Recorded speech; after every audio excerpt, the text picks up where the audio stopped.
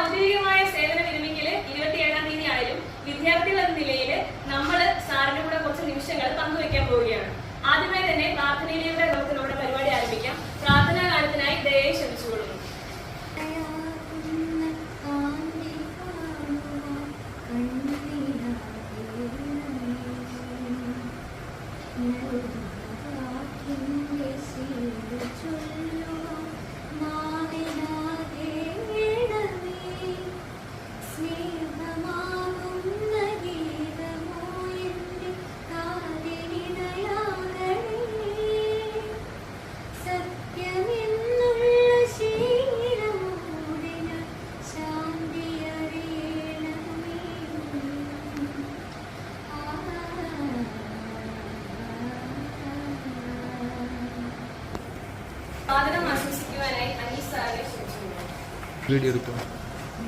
ഏറ്റവും ബഹുമാന അതിഥികൾ നിറഞ്ഞ നമ്മുടെ പ്രിയപ്പെട്ട സന്തോഷ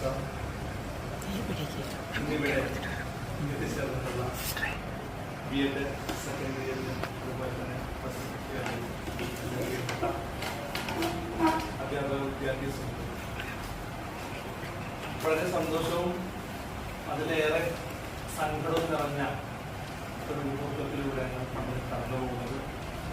നമുക്കറിയാം, നമ്മുടെ പ്രിയപ്പെട്ട സന്തോഷ തൻ്റെ ഔദ്യോഗിക ജീവിതം 24ഓളം വർഷം ഗവൺമെന്റ് സർവീസിലും അതിനു മുമ്പും അതിന് ശേഷം എനിക്കറിയില്ല വിദേശത്തും പഠിപ്പിക്കാൻ ഭാഗ്യം കിട്ടിയിട്ടുള്ള ഒരു മഹത് വ്യക്തിത്വമാണ് പ്രിയപ്പെട്ട സന്തോഷ.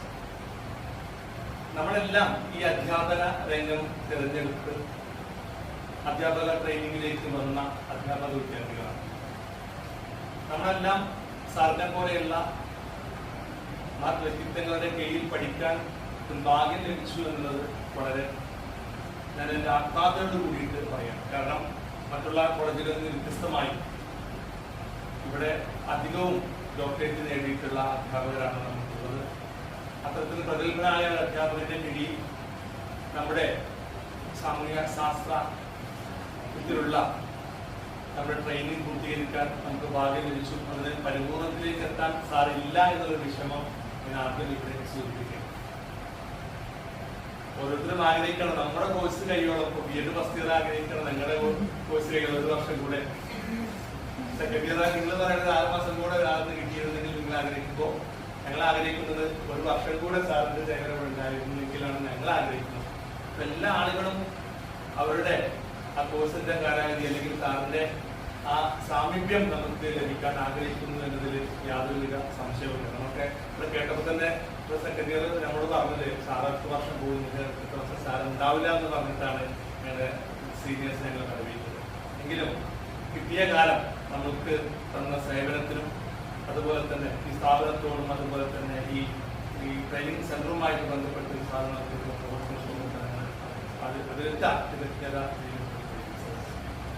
എന്നിരുന്നാലും അദ്ദേഹത്തിന് നമുക്ക് നൽകാൻ കഴിഞ്ഞിട്ടുള്ള നമ്മളെ കൊണ്ട് കഴിയുന്ന ഒരു ചെറിയ സ്നേഹോപകാരം അതുപോലെ തന്നെ ഒരു സ്നേഹവിരുന്നാണ് നമ്മൾ ഒരുക്കിയിട്ടുള്ളത്.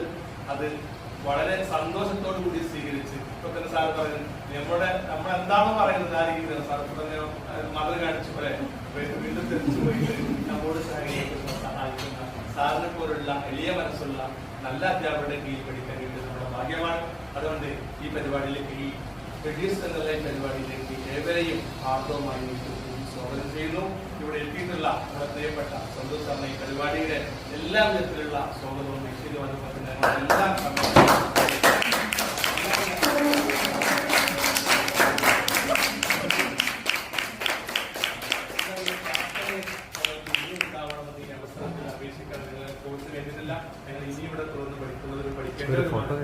പ്രാർത്ഥനയും സ്നേഹവും എല്ലാ സമയത്തും തുടർന്നും ഞങ്ങൾ പലതരത്തിലുള്ള സാറിന്റെ അഡ്വൈസ് ഞങ്ങൾ ചോദിക്കും. ആ സമയത്തൊക്കെ സാറ് തിരിച്ചും പ്രതികരിക്കണമെന്ന് ഇതുവരെ ഉണ്ടായിട്ടുണ്ട്, ഇനിയും ഉണ്ടാവണമെന്ന് ഈ അവസരത്തിൽ ഓർമ്മപ്പെടുത്തുന്നു. ഇവിടെ എത്തിച്ചേർന്നിട്ടുള്ള ഭക്ഷണമൊക്കെ കഴിച്ചു എങ്കിലും വീടിൽ പലതരത്തിലുള്ള ഞങ്ങൾ ഫസ്റ്റ് ഇയേഴ്സൊക്കെ എക്സാം എഴുതി തളർന്നിരിക്കുന്ന സമയത്താണെങ്കിലും എല്ലാവിധ നമ്മളിലേക്ക് മാറ്റി ഇവിടെ പരിപൂർണമായിട്ട് ശേഖരിച്ചിട്ടുള്ള ഫസ്റ്റ് ഇയേഴ്സ് അതുപോലെ സർട്ടിഫിക്കറ്റ്സ് ഇതെല്ലാം ക്രിയേറ്റ് ചെയ്തിട്ടുള്ള ഞങ്ങൾ ഫസ്റ്റ് ഇയേഴ്സിന് എക്സാം ആയതുകൊണ്ട് ഞങ്ങൾ മാറ്റി നിർത്തി എല്ലാ പ്രോഗ്രാമും ഏറ്റെടുത്ത് ഞങ്ങളോടൊപ്പം നിന്ന് ഞങ്ങളുടെ സീനിയേഴ്സ്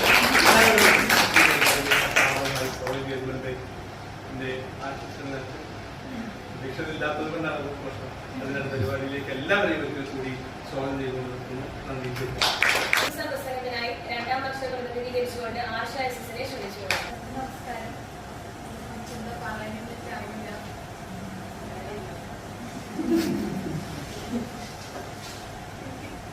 സാറിനെ പറ്റി പറയുകയാണെങ്കിൽ ഈ കോളേജിലെ ഏറ്റവും ഇഷ്ടപ്പെട്ട വ്യക്തിയാണ്.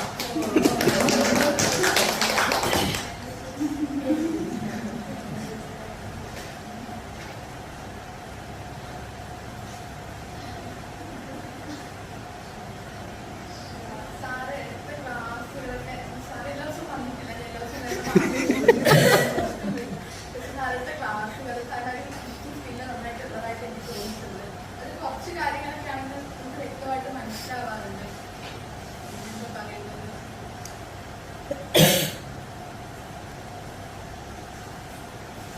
സാറിന്റെ കൂടെ ഉണ്ടായിരുന്ന കുറെ സമയങ്ങൾ ഉണ്ടായിട്ടുണ്ട്. അപ്പം എനിക്ക് ഭയങ്കര സന്തോഷമുള്ള കാര്യമാണ്. പ്രത്യേകിച്ച് ഏറ്റവും അടുത്തൊരു സിറ്റുവേഷൻ പറയാനുള്ളത് ക്യാമ്പിന്റെ ഇടയ്ക്കാണ്. ഞാൻ ഓരോ ദിവസം സാറ് വീഡിയോ എഴുതുന്നത് പ്രതീക്ഷിച്ചിരുന്നു. പക്ഷെ അതൊരു ദിവസം ബുധനാഴ്ച അന്ന് ഞങ്ങൾ കഴിഞ്ഞു. അപ്പൊ ആ ദിവസം എനിക്ക് ഭയങ്കര ഒരിക്കലും മറക്കാൻ പറ്റാത്ത ദിവസം എന്താണെന്ന് എനിക്ക് അറിയില്ല.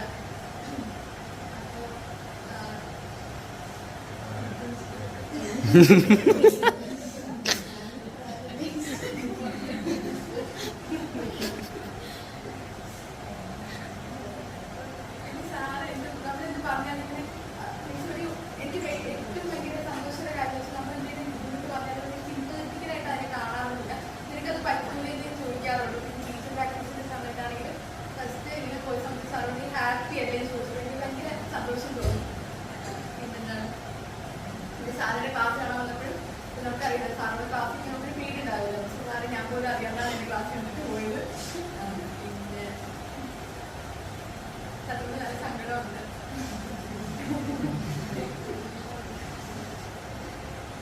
അപ്പോൾ സാറിൻ്റെ ഒരു ജീവിതത്തിൽ എല്ലാവരും ആശംസിക്കുന്നത് ആശംസാ പ്രസംഗത്തിനായി മഞ്ജുഷയെ ക്ഷണിച്ചു.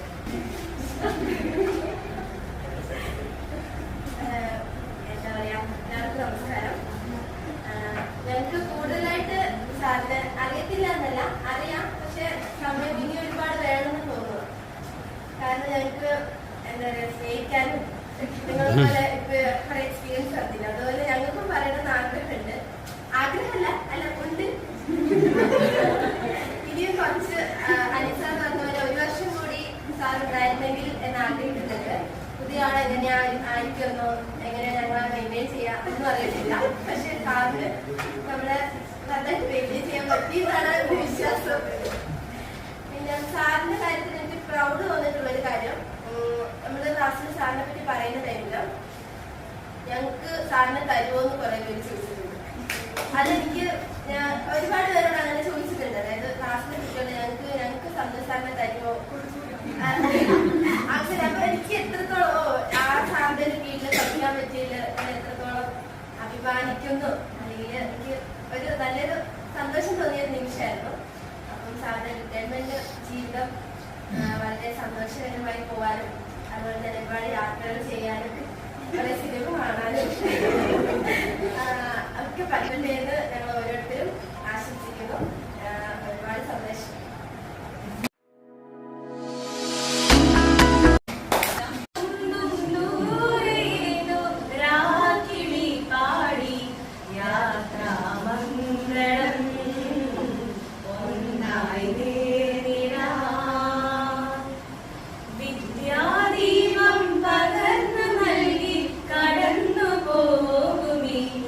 ധന്യവേ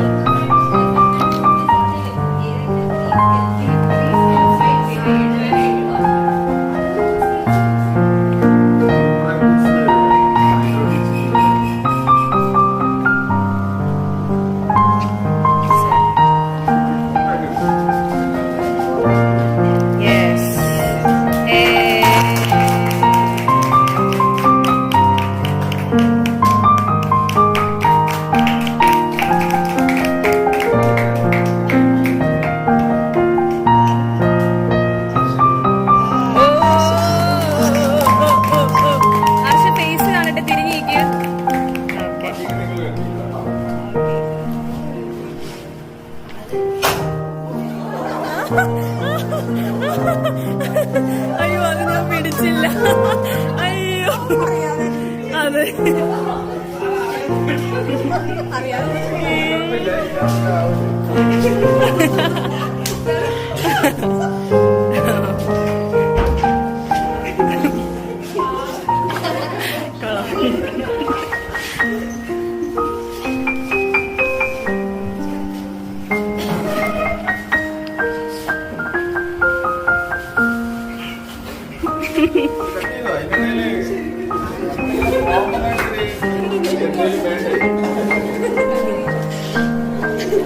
സിരി ചേച്ചിയുടെ തല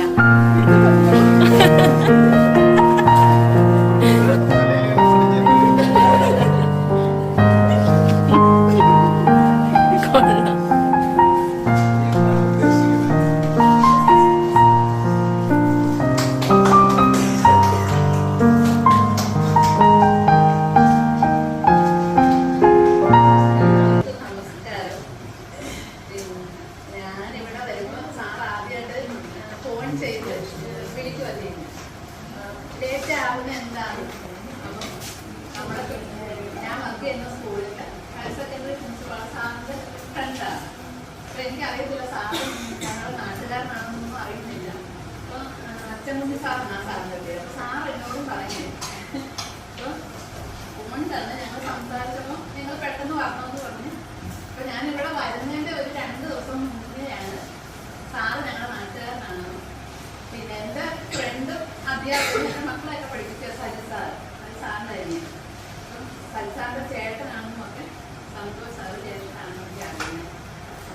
വരുമ്പോ ഒരു സന്തോഷം ഉണ്ടായിരുന്നു.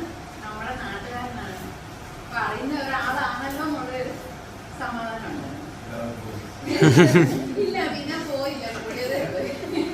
അപ്പം അപ്പൊ എന്തോ നമുക്കത് തോന്നുന്നുണ്ട് സാറുമായിട്ടുള്ള ആ ഒരു ബന്ധം വെച്ച് സാർ അങ്ങനെ ആയിരിക്കല്ലേ എന്നൊക്കെയുള്ള ഒരു ഇതിലാ വന്നത്. അപ്പൊ ഇവിടെ വന്ന് എന്തോ ഓരോ സമയത്ത് നമുക്ക് തരുന്ന ഓരോ ഉപദേശങ്ങൾ അല്ലെ, നമ്മളൊരു വിഷമം പറയുമ്പോൾ സാറ് നമ്മളോട് ചേർന്നുണ്ട്. എനിക്ക് ഏറ്റവും കൂടുതൽ ഫീൽ ചെയ്തിട്ടുള്ളതല്ല, നമ്മളെന്തെങ്കിലും ഒരു പ്രയാസം പറയുമ്പോൾ നമുക്കൊന്നും ഇല്ല എന്നുള്ള രീതിയിലായിരിക്കും സാർ അതൊക്കെ സംസാരിക്കുന്നത്.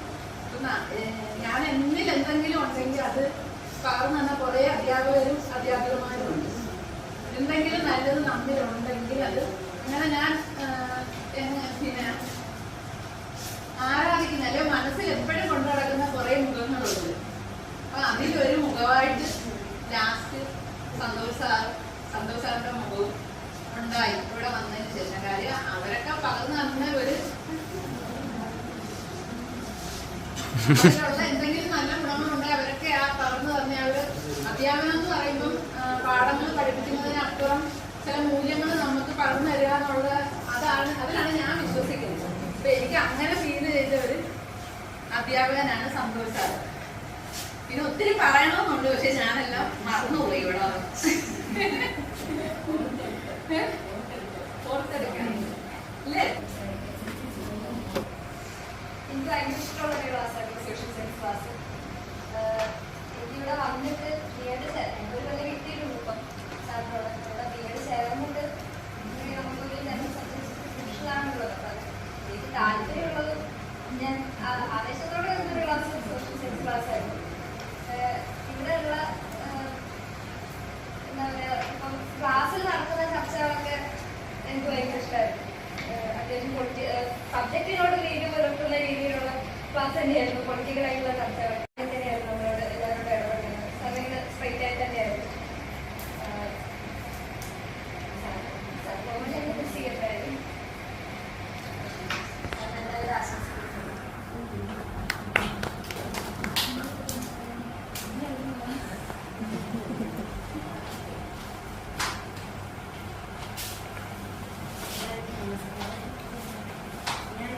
കോഴിക്കോടിനാണ് വരുന്നത്. അപ്പോൾ കോഴിക്കോട് ആദ്യമായിട്ട് ഇവിടുത്തെ ഈ കോഴ്സിലത്തെ കിട്ടുമ്പോൾ തന്നെ ഭയങ്കര വീട് ഞാൻ ഇതുവരെ വീട്ടിൽ വന്ന് മാറി വിളിച്ചിട്ടുണ്ട്. നമ്മുടെ കിട്ടുമ്പോൾ സാറായി വന്നു പ്രിൻസിപ്പൽ. പിന്നെ എനിക്ക് ചെറിയ സാഹചര്യത്തിലൊക്കെ കുറേ പ്രശ്നങ്ങളൊക്കെ ഉണ്ട്. കാരണം 19 വയസ്സിൽ എൻ്റെ കല്യാണം കഴിഞ്ഞത്. അപ്പം ഞാൻ പഠിച്ചുകൊണ്ടിരുന്ന സബ്ജക്റ്റ് BSc മാത്സ് ആയിരുന്നു.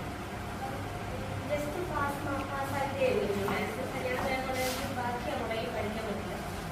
അപ്പം തുടർന്ന് ഞാൻ കുറേ വർഷം കഴിഞ്ഞിട്ട് എനിക്ക് മകളൊക്കെ ആയതിനു ശേഷമാണ് പിന്നീട് പഠിക്കണം എന്നുള്ളത് തോന്നൽ വന്നത്.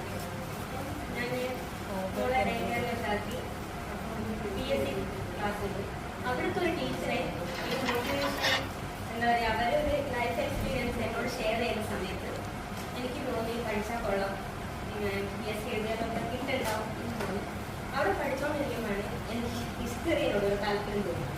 അപ്പോൾ ഞാൻ ഡിസ്റ്റൻസായിട്ട് ഹിസ്റ്ററി സോഷ്യൽ സയൻസ് എടുക്കുകയും ഡിഗ്രി ചെയ്യുകയും അതിൻ്റെ ബേസിലാണ് ഇവിടെ BEd ഡിപ്പാർട്ട്മെൻറ്റിലോട്ട് വരികയാണ്. പക്ഷേ കോഴ്സ് അതായതുകൊണ്ട് തന്നെ എനിക്ക് ഡെപ്തായിട്ട് കോണ്ടന്റ് നോളജ് ഒന്നും ഇല്ല സോഷ്യൽ സയൻസ്. അത് എന്താ പറയുക, അത് മനസ്സിലുള്ളതുകൊണ്ട് തന്നെ എനിക്ക് മാത്സ് എടുക്കണോ ഇതെടുക്കണോ എന്നുള്ളൊരു കൺഫ്യൂഷൻ. സാറിന് ഇവിടെ വന്നപ്പോൾ തന്നെ ഞങ്ങൾക്ക് ഇത് നിരുത്സാഹപ്പെടുത്തലോ ഒന്നുമില്ലാത്ത സാരെല്ലാം ഇവിടെ അപ്ഡേറ്റ് ചെയ്തു. അഡ്മിഷൻ തന്നു. എനിക്ക് വളരെയധികം സന്തോഷം. എന്ന് വെച്ചാൽ സർട്ടിഫിക്കറ്റ് അങ്ങനത്തെ ഒരു സർട്ടിഫിക്കറ്റാണ്. കാരണം എന്ന് വെച്ചാൽ എന്താ പറയുക, കേരളത്തിൽ നമ്പർ 1 ഇരിക്കുമ്പോൾ എനിക്ക് തന്നെ കുറച്ച് അപ്പം തന്നെ സാറിനും അങ്ങനെ തന്നെ തോന്നാതെ മനസ്സിൽ തോന്നാം അങ്ങനെ. അപ്പം സാർ എന്നോട് വളരെ നല്ല. അപ്പം ഈ കോഴ്സ് ഞാൻ ചെയ്തുകൊണ്ടിരിക്കുന്ന സമയത്തും എനിക്ക് 100% ഓർക്കണ്ടേ സാറിൻ്റെ കീഴിലായതുകൊണ്ട് മാത്രമാണ് ഞാൻ ഇത്രയും സന്തോഷത്തോടെ ഈ കോഴ്സ് ചെയ്തുകൊണ്ടിരിക്കുന്നത്. അല്ലെങ്കിൽ എനിക്ക് ഈ കോഴ്സ് ഇത്രത്തോളം എന്താ പറയുക ഹാപ്പിയായിട്ട് ചെയ്യാൻ പറ്റത്തില്ല. കാരണം ഒരു തരത്തിലും നമ്മൾ ഡിസ്കസ് ചെയ്യുന്ന രീതിയിലേക്ക് ഒരു സമയത്ത് സാറിനോട് കാണിച്ചത് എന്തായാലും സാററിന് അതിനനുസരിച്ച് നമ്മൾ പെരുമാറി എന്താ പറയുക ഒരു മോശം വാക്കോ എന്തെങ്കിലും നല്ല എന്താ പറയുക എനിക്ക് സാറിൻ്റെ ഒരുപാട് കഴിവുകളിൽ എന്താ പറയുക കോളേജ് എന്താ പറയുക പിന്നെ ക്യാരക്ടർ എനിക്ക് ഭയങ്കര ഇഷ്ടമാണ്. കാരണം നമ്മളെ പോലെ എല്ലാത്തിലും ചാടിക്കയറി ഇടപെടാതെ എല്ലാത്തിലും ഒരു സൗമ്യമായും അർത്ഥമാണ് എനിക്ക് വളരെയധികം അട്രാക്റ്റീവ് ആയിട്ടുള്ളത്. കാരണം ഈ കോളേജിൽ എന്ത് വിഷയം ഉണ്ടെങ്കിലും സാറ് വളരെ എന്താ പറയുക സൗമ്യമായി മാത്രമേ ഇടപെടുന്നുള്ളൂ. ആവശ്യമായ കാര്യങ്ങളിൽ മാത്രം സംസാരിക്കുകയും വേണ്ട തീരുമാനങ്ങൾ എടുക്കുകയൊക്കെ ചെയ്യുന്നുള്ളൂ. പിന്നെ മൊത്തത്തിലൊരു എലഗൻ്റായിട്ടുള്ളൊരു കേരളത്തിലാണ്. അതിന് കാരണം കിട്ടിയില്ല എന്നുള്ളൊരു സംസാരം മാത്രമേ. കാരണം അത്രയ്ക്ക് നോളജ് ഇല്ല. അതൊന്നും നമുക്ക് വേണ്ടത്ര കിട്ടിയില്ല. ഒന്നാമത്തെ ഞങ്ങൾ വന്നപ്പോൾ പ്രിൻസിപ്പളായിരുന്നു. പിന്നെ എന്താ പറയുക എന്തുകൊണ്ടൊക്കെയോ വേറെ കിട്ടാതെ പോയി എന്നുള്ളൊരു വിഷമം മാത്രമേ. അത്രയ്ക്കും എനിക്ക് വളരെ സന്തോഷം സാറിന് എനിക്ക് പഠിക്കാൻ പറ്റിയത്. എന്താ പറയുക കോഴിക്കോട് ഇവിടെ വന്നിട്ട് കാരണം ഞാൻ അത്രയും ചിലപ്പോൾ ഡിസ്കഷൻ മോഡിൽ വരെ പോയിട്ടുണ്ട്. കാരണം എനിക്ക് നാട് വിട്ട് വന്നിട്ട് ഭയങ്കര ബുദ്ധിമുട്ടായിരുന്നു. അപ്പോൾ സാറും കൂടി ബുദ്ധിമുട്ട് ചെയ്യണേ ഞാൻ ഈ കോഴ്സിലേക്ക് പോകുമായിരുന്നു. അപ്പം സാറ് വളരെ ആത്മാർത്ഥ ജെന്യൂനായിട്ടുള്ളത് സാറിൻ്റെ ഈ ഒരു എന്താ പറയുക സമീപനാണ് ഈ കോഴ്സ്. ഇപ്പോൾ എനിക്ക് ഭയങ്കര ടെൻഷനുണ്ട് ഈ അടുത്തൊരു സമയം എന്താവും പഠിപ്പിച്ചിട്ട്. കാരണം എനിക്ക് എന്താ ഒരുപാട് പരിമിതികളുണ്ട്. ഒരുപാട് പരിമിതികളുണ്ട്. ഒരുപാട് കാര്യങ്ങളെ ഓവർകം ചെയ്യാനുണ്ട്. അപ്പോൾ അതൊക്കെ വെച്ച് വരുന്ന സമയത്ത് എനിക്ക് നല്ല സപ്പോർട്ടായിരുന്നു. സാറിന് ഇനിയുള്ള ജീവിതത്തിൽ നല്ലൊരു കാര്യമാണ് ആത്മാർത്ഥമായിട്ട്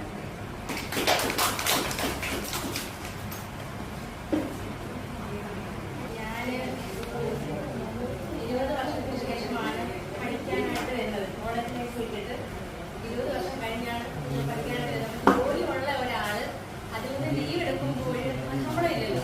പിന്നെ ഭയങ്കര ഒരു നമുക്ക് അഡ്ജസ്റ്റ് ചെയ്യാൻ പറ്റാത്ത കുറേ പ്രശ്നങ്ങളുണ്ട്. അപ്പം നമ്മൾ അതെല്ലാം നോക്കിയിട്ട് പഠിക്കണോ വേണ്ടേ എന്നുള്ള ഒരു മാസത്തെ ഒരു ഇതിലാണ് പിന്നീട് ഞാൻ പഠിക്കാമെന്ന് തീരുമാനിച്ചു വരുന്നത്. പിന്നെ പാലക്കാട് ഡയറ്റിലാണ് അന്ന് ജോലി ചെയ്തുകൊണ്ടിരുന്നത്. എൻ്റെ മോള് അവിടെ DLED പഠിക്കും. എനിക്ക് അഡ്മിഷൻ കിട്ടുന്ന സമയത്ത് അവർക്ക് പരീക്ഷയാണ്.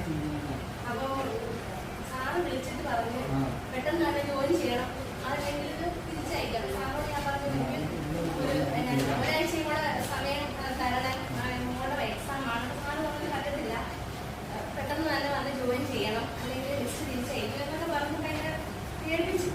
അപ്പം നമുക്ക് അറിയില്ല, സാറിനെ പറ്റി ഒന്നും നമുക്കറിയില്ല. അപ്പോൾ സാറിനോട് പേഴ്സണലായിട്ട് കോൺടാക്ട് ചെയ്യാൻ വേണ്ടി ഞാൻ കുറേ ശ്രമിച്ചു. സാറിനെ പറ്റി ഒരു വിവരമില്ല. അപ്പോൾ അവസാനം നമ്മൾ കണക്ട് ചെയ്ത് തന്നിട്ട് അങ്ങനെയാണ് വരുന്നത്. അപ്പൊ ഇവിടെ വന്ന് നമ്മൾ ക്ലാസ്സിലിരിക്കുമ്പോൾ ഈ സൈക്കോളജി ഏതാ ഫിലോസഫി ഏതാ ഇതൊന്നും എനിക്ക് ആദ്യം ഭയങ്കര കൺഫ്യൂഷനാണ്.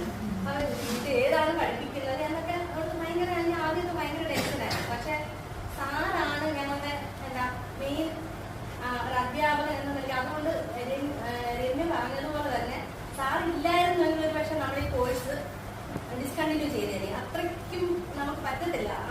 ബി എഡ് എന്ന് പറയുന്ന ആ ഒരു എൻ്റെ ഫ്രണ്ട്സൊക്കെ ആണെങ്കിൽ അന്ന് 20 വർഷം മുമ്പ് അവർക്ക് ബി എഡ് ഒക്കെ ചെയ്തിട്ട് ഞാൻ അന്ന് ബി എഡിന് പോകാനായിട്ട് അന്ന് ഓൺലൈനൊന്നും ഇല്ല. ഫോമൊക്കെ മേടിച്ച് ഫില്ല് ചെയ്ത് വെച്ചപ്പോഴാണ് എൻ്റെ മാരേജ്. അപ്പോൾ പഠിപ്പിക്കാമെന്നുള്ള രീതിയിൽ കല്യാണം കഴിച്ചു. പിന്നെ അതൊക്കെ പഠിക്കാൻ പറ്റിയില്ല. അവരൊക്കെ ഇപ്പോൾ എന്താ കോളേജിൽ ഇപ്പോൾ എൻ്റെ ഒരു ഫ്രണ്ട് യൂണിവേഴ്സിറ്റി കോളേജിൽ പൊളിറ്റിക്സ് അധ്യാപകനാണ്. അങ്ങനെ എല്ലാവരും അധ്യാപകരാണ്. അന്ന് ഞങ്ങളുടെ ആ ഒരു 7 പേരുണ്ടായിരുന്ന ഒരു ബാച്ചിൽ അവരെല്ലാവരും അധ്യാപകരാണ്. അപ്പോൾ അവർ പറഞ്ഞത് അറിയോ, ഇത്രയും വർഷം എന്തുകൊണ്ട് പഠിച്ചില്ല, ഭയങ്കര പാടാണ്. അന്ന് 1 വർഷത്തെ കോഴ്സാണ്. എന്നിട്ട് അവർ പറയുന്നത് എന്താ ഭയങ്കര പാടാണ്, എഴുത്ത് ഭയങ്കര കൊണ്ട് അങ്ങനെയാണ് ഇങ്ങനെയാണെന്നൊക്കെയാണ് പറയുന്നത്. അപ്പൊ ഇപ്പം അതേക്കാട്ടിലും കൂടുതലാണ് സാർ ഉണ്ടായതുകൊണ്ടാണ്. സാറിൻ്റെ അടുത്ത് നമ്മൾ എന്തെങ്കിലും പറയാൻ ചെന്നാൽ സാർ അതെന്താ ഒരു ഭയങ്കര ഇതിലൊന്നും പറയുന്നില്ല. നമ്മളൊരു കാര്യം ചെയ്തില്ലെങ്കിൽ പോലും സാറിനത് നമ്മളെ ഹരാസ് ചെയ്യുകയോ അങ്ങനെയുള്ള ഒരു ഇത് നമ്മളോട് കാണിക്കുന്നില്ല. അല്ലെങ്കിൽ നമുക്ക് എന്നേ ഇത് കണ്ടിന്യൂ ചെയ്യാൻ പറ്റില്ല. അത്രയും ബി എഡ് എന്ന് പറയുന്ന കോഴ്സ് അങ്ങനെയാണല്ലോ, നമുക്കറിയാമല്ലോ. ഇപ്പൊ ഞങ്ങളുടെ ഈ ടീച്ചിങ് പ്രാക്ടീസിന്റെ സമയത്ത് പോലും സാറ് ഞങ്ങളെ ഒരു തരത്തിൽ ബുദ്ധിമുട്ടിച്ചിട്ടില്ല എന്നുള്ളത് വളരെ എടുത്തു പറയേണ്ട ഒരു കാര്യം. നമ്മൾ കണ്ടുകൊണ്ടിരിക്കുകയാണ് മറ്റുള്ളവർ സങ്കടപ്പെടുന്നത്, ക്ലാസ്സിൽ വന്നിരുന്ന കരയുന്നതും ഒക്കെ നമ്മൾ കണ്ടുകൊണ്ടിരിക്കുകയാണ്. പക്ഷെ അതിനൊക്കെ ഇതായിട്ട് പക്ഷെ നിങ്ങൾക്കത് കിട്ടിയില്ലല്ലോ എന്നുള്ളൊരു ഇത് ഞങ്ങൾക്ക് ഇനിയുണ്ട് 2 മാസം. എന്നാലും സാറെന്താ അതൊന്നും കൂടി സാറ് അത് കഴിഞ്ഞിട്ടേ പോകാവുന്നതായിരുന്നു ഞങ്ങളുടെ എല്ലാവരുടെ ആഗ്രഹം. പക്ഷെ അത് പറ്റില്ലല്ലോ. അതുകൊണ്ട് പക്ഷെ സാറിന് എന്താ നല്ലൊരു ക്യാരക്ടറാണ്. സാറിനെ എനിക്ക് വളരെ ഇഷ്ടമാണ്. അപ്പൊ സാറിന്റെ ഈ റിട്ടയർമെന്റ് ലൈഫ് എന്ന് പറയുന്നത് വളരെ ആ ഒരു സമയം നല്ല ഒരു ജീവിതം ആശംസിച്ചുകൊണ്ട് ഞാൻ നിർത്തുന്നു.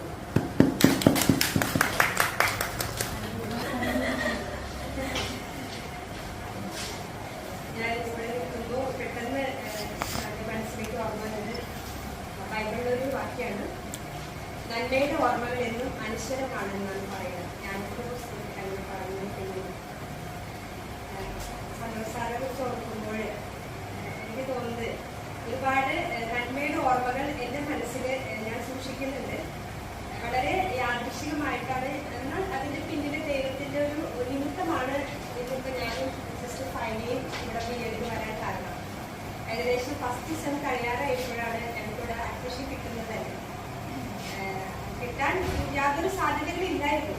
പിന്നെ അതിൻ്റെ ഇടയിൽ എന്തൊക്കെയോ ഒരു തീരുമാനം ചെയ്ത് അതിനകത്ത് വലിയൊരു കൈത്താങ്ങായിട്ട് നിന്നത് സന്തോഷ് സാറും അറിയാവുന്നു, ഒപ്പം രാഹുൽ സാറുണ്ട്. അപ്പോൾ അത് വെച്ചിങ്ങനെ തുടർന്നിങ്ങോട്ട് നോക്കുമ്പോൾ ഇപ്പം അനിത പറഞ്ഞ പോലെ കുറച്ച് കേട്ടോണ്ടെങ്കിൽ വലിയൊരു ഗ്യാപ്പിന് ശേഷമാണ് ഇങ്ങനെ ഒരു ബി എഡ് കോഴ്സിലേക്ക് വന്നത്. PTC കഴിഞ്ഞ് പിന്നെ ഒരു 12 വർഷത്തെ സർവീസ് കഴിഞ്ഞാണ് ഇതിലേക്ക് വന്നത്. അപ്പോൾ എല്ലാം കൊണ്ടും ഒരു അനിശ്ചിതത്വം മനസ്സിൽ ഫീൽ ചെയ്തിരുന്നു. ഇങ്ങനെ ആവുമോ, പിന്നെ യങ്സ്റ്റേഴ്സ് ആയിട്ട് കുട്ടികൾ അവരുടെ ഇടയിലുള്ള ഇൻവോൾവ്മെന്റ് അതൊക്കെ. എങ്കിലും അങ്ങനത്തെ ഒരു ചിന്ത ഉണ്ടായിരുന്നെങ്കിലും ആദ്യത്തെ ഇവിടെ വന്ന് അഡ്മിഷനൊക്കെ എടുക്കുന്നത് വളരെ ഹരിപരിയായിട്ടാണ്. പക്ഷെ ഞങ്ങളും പല HMസിനെയും പ്രിൻസിപ്പൽസിനൊക്കെ എനിക്ക് വ്യക്തിപരമായിട്ട് തോന്നിയത് വളരെ സമീപിക്കാൻ സ്വാതന്ത്ര്യമുള്ള ഒരു വലിയ വ്യക്തിത്വത്തിന്റെ ഒരു മുന്നേറ്റാണ് സന്തോഷ് സാറിനെ എനിക്ക് കാണാൻ കഴിഞ്ഞത്. ഏറ്റവും വലിയൊരു നന്മ എന്ന് പറയുന്നത് അത് എല്ലാവർക്കും അങ്ങനെ ഉണ്ടായിരിക്കണമെന്നില്ല. പ്രത്യേകിച്ച് ഒരു ഹെഡ് ഓഫ് ദി ഇൻസ്റ്റിറ്റ്യൂഷന്റെ ഭാഗമായിട്ടിരിക്കുമ്പോൾ അങ്ങനെ നമുക്ക് പെട്ടെന്ന് ഓടിച്ചെന്ന് സമീപിക്കാൻ പറ്റുമെന്ന് വെച്ചാൽ എല്ലാവർക്കും അങ്ങനെ സാധിക്കത്തില്ല. എല്ലാവരുടെ അടുത്തേക്ക് നമുക്ക് അങ്ങനെ പോകാൻ പറ്റത്തില്ല. എനിക്ക് വ്യക്തിപരമായിട്ട് തോന്നിയത് വളരെ സമീപിക്കാൻ സ്വാതന്ത്ര്യമുള്ള ഒരു വലിയ വ്യക്തിത്വത്തിന്റെ ഒരു മുന്നേറ്റാണ് സന്തോഷ് സാറിനെ എനിക്ക് കാണാൻ കഴിഞ്ഞത്. ഏറ്റവും വലിയൊരു നന്മ എന്ന് പറയുന്നത് അത് എല്ലാവർക്കും അങ്ങനെ ഉണ്ടായിരിക്കണമെന്നില്ല. പ്രത്യേകിച്ച് ഒരു ഹെഡ് ഓഫ് ദി ഇൻസ്റ്റിറ്റ്യൂഷന്റെ ഭാഗമായിട്ടിരിക്കുമ്പോൾ അങ്ങനെ നമുക്ക് പെട്ടെന്ന് ഓടിച്ചെന്ന് സമീപിക്കാൻ പറ്റുമെന്ന് വെച്ചാൽ എല്ലാവർക്കും അങ്ങനെ സാധിക്കത്തില്ല. എല്ലാവരുടെ അടുത്തേക്ക് നമുക്ക് അങ്ങനെ പോകാൻ പറ്റത്തില്ല. കുട്ടികളോടൊപ്പം തന്നെ എൻജോയ് ചെയ്ത് തന്നെ ഈ കോഴ്സ് ഇത്രയൊക്കെ ആക്കാൻ പറ്റി. ഏതൊരു കാര്യത്തിലും ഏതൊരു സംശയം ചോദിച്ചാലും വളരെ കൃത്യമായിട്ടും വ്യക്തമായിട്ടും നമുക്കൊരു സ്പേസ് അദ്ദേഹം എപ്പോഴും തന്നിരുന്നു. കുട്ടികളുടെ ഭാഗത്ത് നിന്ന് ചിന്തിക്കാനും അതനുസരിച്ച് നമ്മൾ നമ്മുടെ ബോധ്യങ്ങൾക്കനുസരിച്ച് ഫ്രീഡത്തോടു കൂടി ഓരോ വർക്കുകൾ ചെയ്യാനുമുള്ള സ്വാതന്ത്ര്യം തന്നിരുന്നു.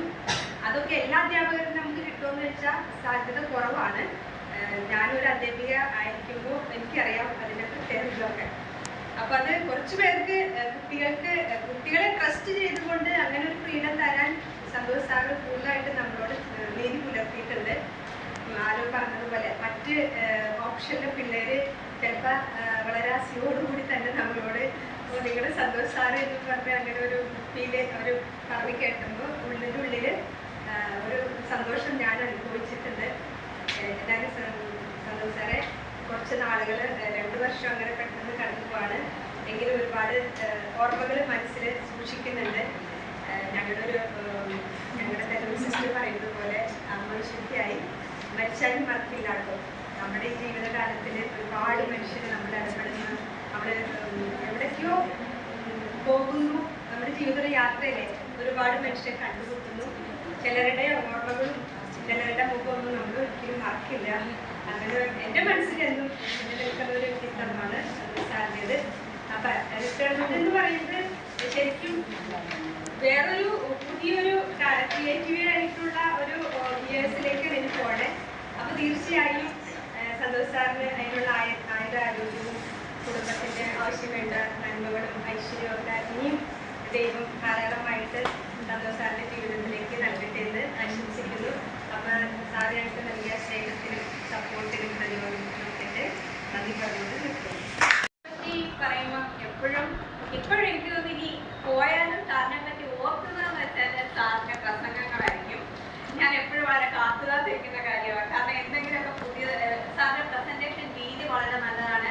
അതിനേക്കാൾ ഉപരി മറ്റു പല പൊതുവെ സാർ തന്നെ ചൂണ്ടിക്കാണിച്ചിട്ടുള്ള ഒരു കാര്യം തന്നെയാണ് സോഷ്യൽ സയൻസുകാരെ റബ്ബർ പോലെ നീട്ടി പരത്തുന്ന ഒരു പ്രവണതയുണ്ട്. പക്ഷെ അതിൽ നിന്നൊക്കെ വളരെ വ്യത്യാസമായിട്ട് കാത്തിക്കുറുക്കി കാര്യമാത്രം പ്രസക്തമായി മാത്രം കാര്യങ്ങൾ അവതരിപ്പിക്കുന്നു എന്നുള്ളത് എന്നും ഞാൻ അഡ്മയർ ചെയ്തിട്ടുള്ള ഒരു ക്വാളിറ്റിയാണ് സാറിൻ്റേത്. പിന്നെ ആസ് എ ടീച്ചർ അപ്രോച്ചബിൾ ആണ് എന്നുള്ളത് ഒരു നല്ല ക്വാളിറ്റി തന്നെയായിരുന്നു. ഞാനാണെങ്കിൽ പലപ്പോഴും എന്ന് വെച്ചാൽ ക്ലാസ്സിൽ സാറ് വരുമ്പോഴെന്ന് വെച്ചാൽ നമ്മൾ ഒരു 20 മിനിറ്റ്സ് ആയിരിക്കും ആ ക്ലാസ് വരുന്നത്. പക്ഷെ ആ 20 മിനിറ്റ്സിൽ റെലവൻ്റ് ആയിട്ടുള്ള എല്ലാ കാര്യങ്ങളും കവർ ചെയ്യും. അപ്പം ഞാനെൻ്റെ വീട്ടിൽ ചെന്നിട്ട് പറയും, എത്ര ബ്രീഫായിട്ടാണ് എല്ലാ കാര്യങ്ങളും കവർ ചെയ്ത് സാർ പോകുന്നതാണ്. എന്നിട്ട് പറയാം ഞാൻ ഈ നോക്കാം ഇതുപോലൊക്കെ മോഡലായിട്ട് വെച്ചിട്ട് ഇങ്ങനെയൊക്കെ പഠിപ്പിക്കാൻ പറ്റുമെന്നൊക്കെ അതൊക്കെ ഒന്ന് ശ്രമിക്കാന്നൊക്കെ അമ്മയോട് ഇങ്ങനെ ചെന്ന് പറയും.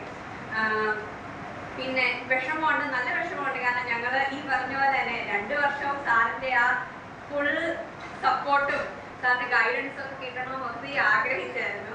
എങ്കിലും കുറച്ച് സമയം ഉണ്ടെങ്കിൽ പോലും വളരെ വിലയേറിയതും ഓർമ്മയിൽ എന്നും സൂക്ഷിക്കാൻ പറ്റുന്നതുമായിട്ടുള്ള ഒരുപാട് നന്മകളും ഓർമ്മകളും തന്നിട്ടുണ്ട് sir. Thank you so much.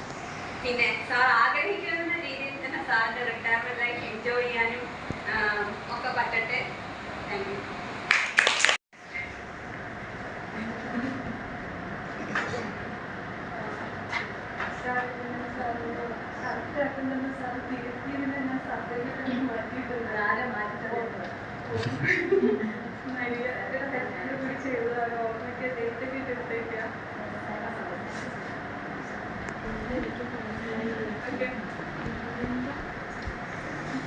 ഞാൻ വരയ്ക്കുന്നുണ്ട് കേട്ടോ.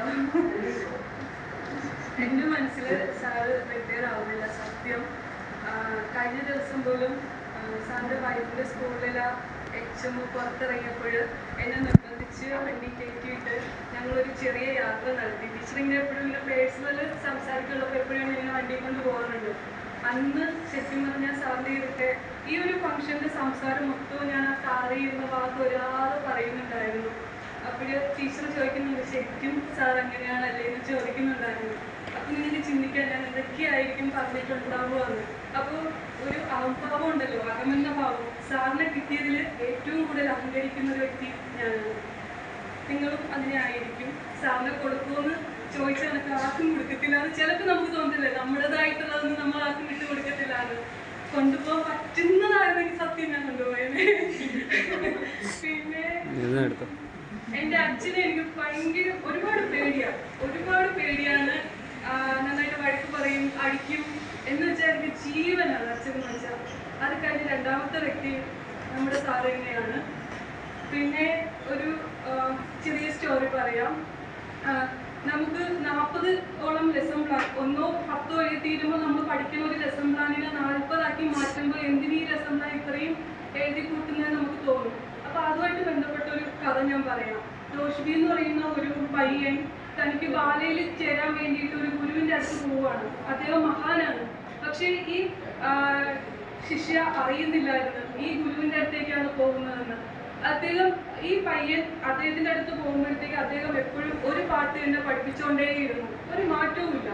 ഈ പയ്യൻ നന്നായിട്ട് പഠിച്ചു തീർന്നിട്ടും വിചാരിക്കും ഈ മാഷ് എന്തിനാ എപ്പോഴും ഇത് തന്നെ ഇങ്ങനെ പഠിപ്പിച്ചുകൊണ്ടിരിക്കുന്നത് എന്ന് ചിലപ്പോൾ തോന്നും. അങ്ങനെ ഒരു നാളായപ്പം അവൻ സ്വയം നിർത്തിയിട്ട് അവിടെ നിന്നും ദൂരേക്ക് പോയി. പോകുന്ന വഴിക്ക് കുറേ വേറൊരു ജോലി കയറുകയും കുറേ നാൾ കഴിഞ്ഞ് ഒരു ഫംഗ്ഷനിൽ കൂട്ടം കൂടി നിൽക്കുന്നിടത്തേക്ക് ഒരു പാട്ട് പാടാൻ ആർക്ക് വേണോ കടന്നു വരാം, അത് നന്നായിട്ട് പാടുന്ന ആൾക്ക് ഏറ്റവും നല്ല സമ്മാനം കൊടുക്കുമെന്ന് പറഞ്ഞു. ഈ പയ്യൻ വെറുതെ ഒരു നഷ്ടമില്ലല്ലോ എന്ന് കരുതി കയറി പാടുമ്പോഴത്തേക്ക് ഏറ്റവും മികച്ച പാട്ട് അവൻ്റേതായിരുന്നു. അപ്പോൾ എല്ലാവരും വന്നിട്ട് പറയും നീ ഏറ്റവും നല്ല പാട്ട് പാടി, നിന്നെ ആരാണ് പഠിപ്പിച്ചത്? അപ്പോൾ അവ അറിയാതെ അവൻ്റെ ഗുരുവിനെ ഓർത്തു പോകും. അതുപോലെയാണ് നമ്മൾ ഉറപ്പായിട്ടും സാറിൻ്റെ ശിഷ്യരായിട്ട് ഏതെങ്കിലും ഒരു സ്കൂളിൽ ചെല്ലുന്ന ടീച്ചറായിട്ട് പോകുന്നുണ്ടെങ്കിലും ഉറപ്പായും നമ്മളെ പോലെ തന്നെ നമ്മളെ ഗുരു ആരെന്നും കൂടി അന്വേഷിക്കും. അത്രയ്ക്ക് ഒരു നല്ല വഴി കാട്ടിത്തരുന്ന ഒരാളാണ്. അതുപോലെ തന്നെ നമ്മൾ ഏത് നേതൃസ്ഥാനത്തിരുന്നാലും എങ്ങനെ ആയിരിക്കണം എന്ന് ചോദിച്ചു കഴിഞ്ഞാൽ കുറേ നമ്മൾ സാറിനെ കോപ്പി അടിക്കും. ഏത് തലമുറയായാലും ഏത് രീതിക്ക് എങ്ങനെ പെരുമാറണം, ഏത് രീതിക്ക് വർത്തമാനം പറയണം, എവിടെ തുടങ്ങണം, എവിടെ നിർത്തണം എന്നെല്ലാം വ്യക്തമായിട്ട് അറിയുന്ന ഒരു വ്യക്തിയാണ് നമ്മുടെ സാറ്. ശരിക്കും പറഞ്ഞാൽ ഒരുപാട് സ്നേഹം സാർ. ഒരു സന്തോഷം കുട്ടികളാവുന്നില്ല, ആക്കുന്നില്ല. ശരി. 10-15 വർഷത്തെ ആകാത്ത ശേഷമാണ് ഒരു പഠിത്തം എന്നുള്ള ഒരു രീതിയിലോട്ട് വന്നത്. PSC കോച്ചിങ് ക്ലാസ്സിന് പോകുന്നത് പോലെയല്ല ഇത്, വേറൊരു രീതിയാണ്. അപ്പം നമുക്ക് എന്തെങ്കിലും പറ്റില്ല, അതിലോട്ട് വന്ന് വീഴാൻ പറ്റുന്നില്ലായിരുന്നു. അപ്പോൾ എല്ലാവരും സ്കൂളിലുള്ള എല്ലാവരും എന്നെ പ്രോത്സാഹിച്ച് ഇട്ടതാണ്. വീട്ടിൽ നിന്നുള്ള സപ്പോർട്ടല്ല, സ്കൂളിൽ നിന്നുള്ള സപ്പോർട്ട് കൊണ്ടാണ് വന്നത്.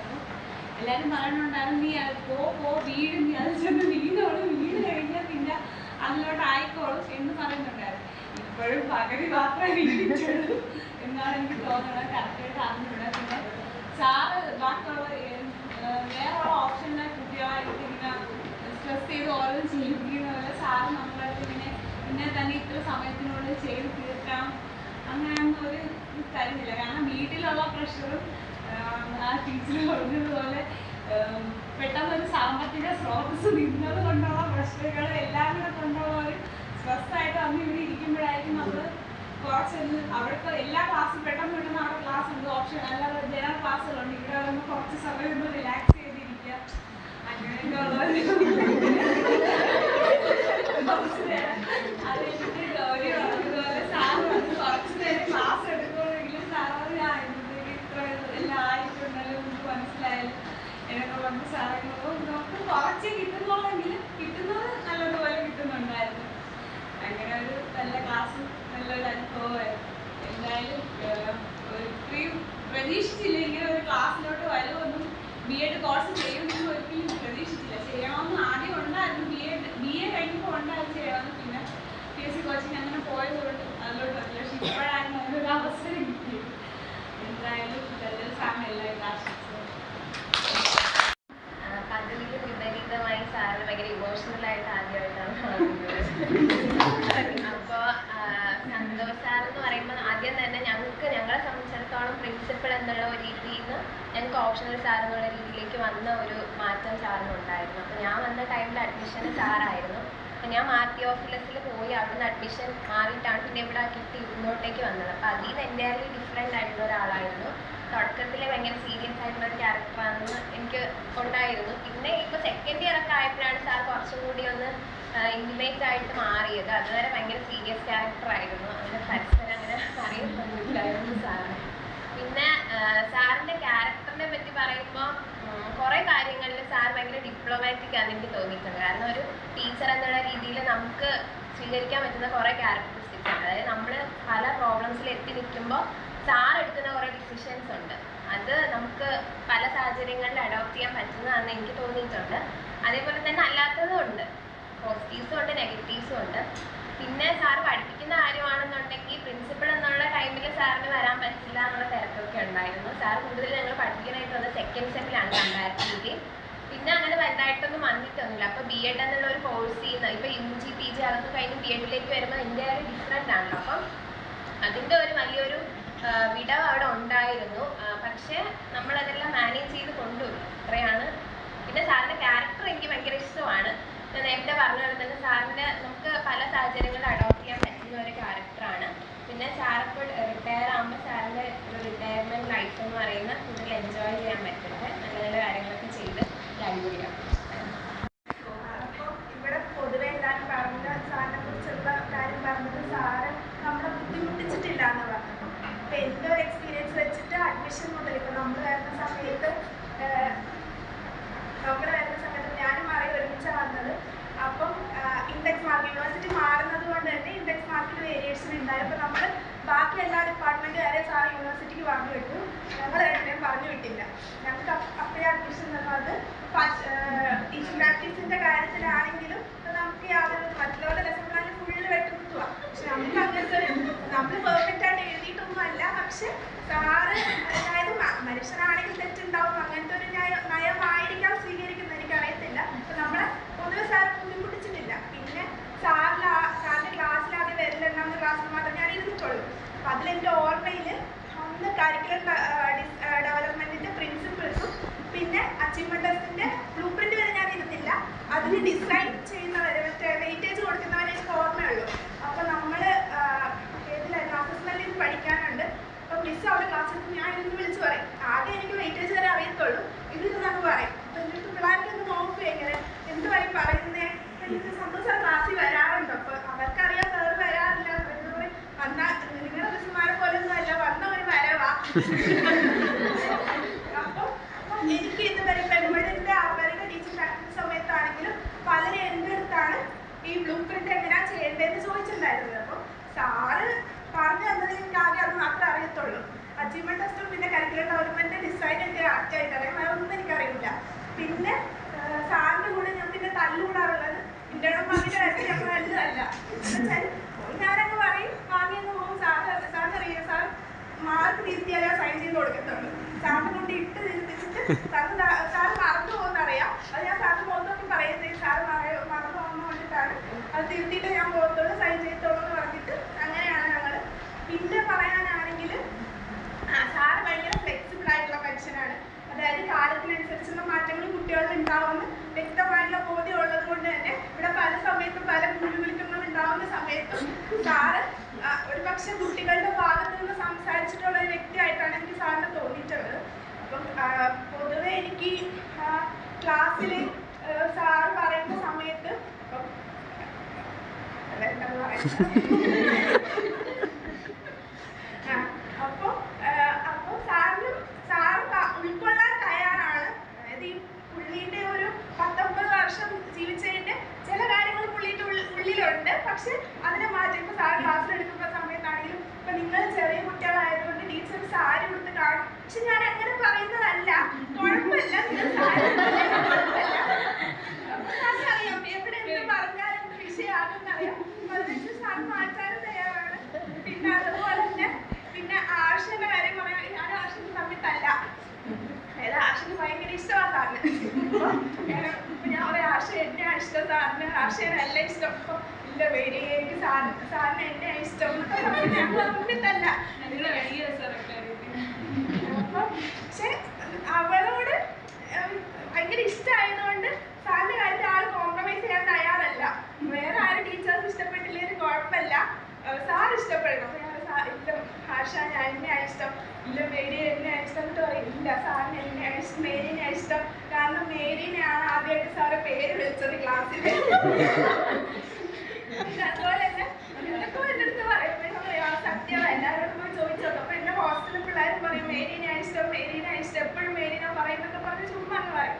അപ്പം അങ്ങനത്തെ കുറേ എക്സ്പീരിയൻസ് പേഴ്സണൽ ആയിട്ടുള്ള ഒരു സംഭവങ്ങളൊന്നും നമ്മൾ തമ്മിലില്ല. എൻ്റെ അപ്പുറത്തേക്ക്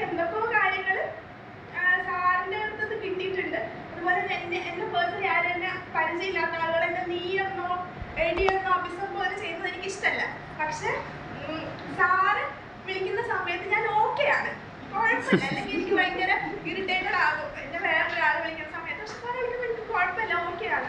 അപ്പൊ ഇത്തരം കുറച്ച് എക്സ്പീരിയൻസ് മാത്രമേ എനിക്കുള്ളൂ. ഇപ്പൊ സന്തോഷം.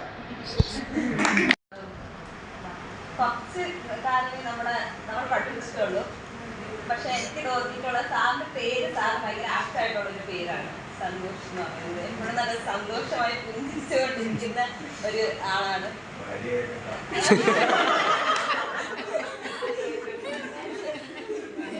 സാർ പറഞ്ഞ നല്ല ഹ്യൂമർ സെൻസ് ഉള്ള ഒരാളാണ്. സോഷ്യൽ സയൻസ് ക്ലാസ് എന്ന് പറയുമ്പോൾ ഭയങ്കര മോണോട്ടോണസ് ആയിട്ടുള്ള ഒരു ക്ലാസ് ആണെന്ന് നമ്മള് ആദ്യം കയറിയപ്പോൾ തന്നെ പറഞ്ഞതാണ്. ഞങ്ങൾ ഭയങ്കര എല്ലാവർക്കും ഇഷ്ടമല്ലാത്തൊരു സബ്ജക്റ്റ് ആണ്. അപ്പൊ സാറ് നമ്മൾ കുറച്ച് ഇതുപോലെ ഹ്യൂമർ സെൻസ് ഒക്കെ എടുത്തിട്ട് ക്ലാസ് കൊണ്ടുപോകണം എന്ന് പറയുന്ന ഒരാളാണ്. പിന്നെ ഒരു ടീച്ചർ ഇങ്ങനെ ഇത്രയധികം സിനിമയൊക്കെ കണ്ടിട്ടുള്ള അല്ലെങ്കിൽ അങ്ങനെ പ്രൊമോട്ട് ചെയ്യുന്ന ഒരാളെ ഞാൻ ആദ്യമായിട്ടാണ് കണ്ടത്. കാരണം യൂഷ്വലി ടീച്ചേഴ്സ് അങ്ങനെ ഒരു സിനിമ അങ്ങനെ വെച്ച് പറയാറില്ല. ഇതിൻ്റെ സിനിമ ഒരു എക്സാമ്പിളായിട്ട് എടുക്കാം. പിന്നെ ട്രാവലിംഗ് അങ്ങനെ ഭയങ്കര ശരിക്കും പറഞ്ഞാൽ കൺവെൻഷനലായിട്ട് ടീച്ചർമാർ ചില കാര്യങ്ങൾ ചെയ്യണം എന്നൊക്കെ മറ്റെല്ലാ ടീച്ചേഴ്സും പറയും. പക്ഷെ അങ്ങനെയൊന്നും പറയാത്ത ഒരാളാണ് സന്തോഷ് സാറിന് എനിക്ക് തോന്നിയിട്ടുള്ളത്. ഭയങ്കര കുറേ കാര്യങ്ങൾ അൺകൺവെൻഷനലായിട്ട് പുള്ളി ചെയ്യാറുണ്ട്. പിന്നെ സാറിൻ്റെ കയ്യിൽ നിന്ന് എനിക്ക് ഭയങ്കര ഹെൽപ്പ് കിട്ടിയത്, എനിക്ക് കാല് വയ്യാണ്ട് ആക്സിഡൻ്റ് ആയിരുന്നപ്പോൾ വേറൊരു ടീച്ചേഴ്സ് സമ്മതിക്കില്ല, ഞാനിവിടെ കാലൊക്കെ നീട്ടി വെച്ചാണ് സാറിന് മുമ്പിൽ ഇരുന്ന് ക്ലാസ്സിൽ കയറിയിട്ടുള്ളത്. പിന്നെ സെമിനാറൊക്കെ എടുക്കാനായിരുന്നപ്പോൾ ഞാനവിടെ ഇരുന്ന് എടുത്തോളാണ് പറഞ്ഞത്. നിന്നൊന്നും എടുക്കണം അങ്ങനെയൊന്നും കമ്പൽ ചെയ്ത് ചെയ്തില്ല. പിന്നെ എനിക്ക് ഭയങ്കര ഇഷ്ടമുള്ള കാര്യം സാധനം വെച്ചാൽ ഞാൻ വയ്ക്കുന്ന വർക്കെന്ന് പറഞ്ഞാൽ പട്ടിയുടെ വണ്ണം കുടിക്കാത്ത വർക്കാണ് ഞാൻ കൊണ്ടുവയ്ക്കുന്നത്. പക്ഷെ പാവ സാർ അതൊക്കെ സൈൻ ചെയ്ത് തരും. സാറ് കറക്റ്റ് ചെയ്യുന്നത് എന്റെ ലെസൺ പ്ലാനിങ് സാറ് കറക്റ്റ് ചെയ്ത് തരും. പക്ഷെ അത് എനിക്ക് ഭയങ്കര സന്തോഷമാണ്. കാരണം നമുക്കൊരു തെറ്റുണ്ടെങ്കിൽ അത് കറക്റ്റ് ചെയ്ത് തരുന്നത് നല്ലതാണല്ലോ. അപ്പം അതൊരു ഇതുണ്ട്. പക്ഷെ മറ്റേ വർക്കൊക്കെ സാറ് ഒന്നും നോക്കത്തില്ല. സാറ് അവരാണെങ്കിൽ സത്യമായിട്ട് റീറൈറ്റ് ചെയ്യാൻ പറഞ്ഞേനെ. പക്ഷെ പാവ സാർ അതൊക്കെ എനിക്ക് കറക്റ്റ് ചെയ്ത് തരും. ഭയങ്കര സന്തോഷമാണ്.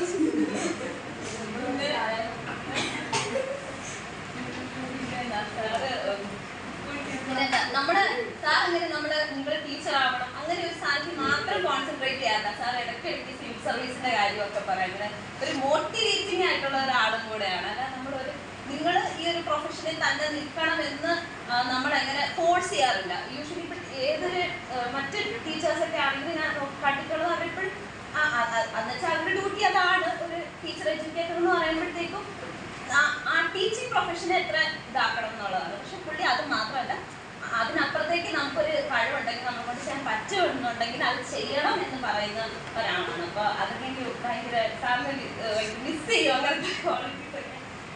പിന്നെ എന്താ സാറിന് ഇനി അങ്ങോട്ടുള്ള ജീവിതത്തിൽ നല്ല സന്തോഷമായിട്ടിരിക്കാൻ പറ്റും, ആരോഗ്യത്തോടു കൂടി ഇരിക്കാൻ പറ്റും പ്രാർത്ഥിക്കുന്നു. ഞാൻ പറയണമെന്ന് വിചാരിച്ചത് എല്ലാവരും എൻ്റെ ജീവിതത്തിലേക്ക് നോക്കുകയാണെങ്കിൽ ഈ 2 വർഷം ബി.എഡ് നല്ല സുഖമുള്ള ഒരു കോഴ്സായിട്ട് എനിക്ക് അനുഭവപ്പെട്ടു. പ്രത്യേകിച്ച് സോഷ്യൽ സയൻസ്.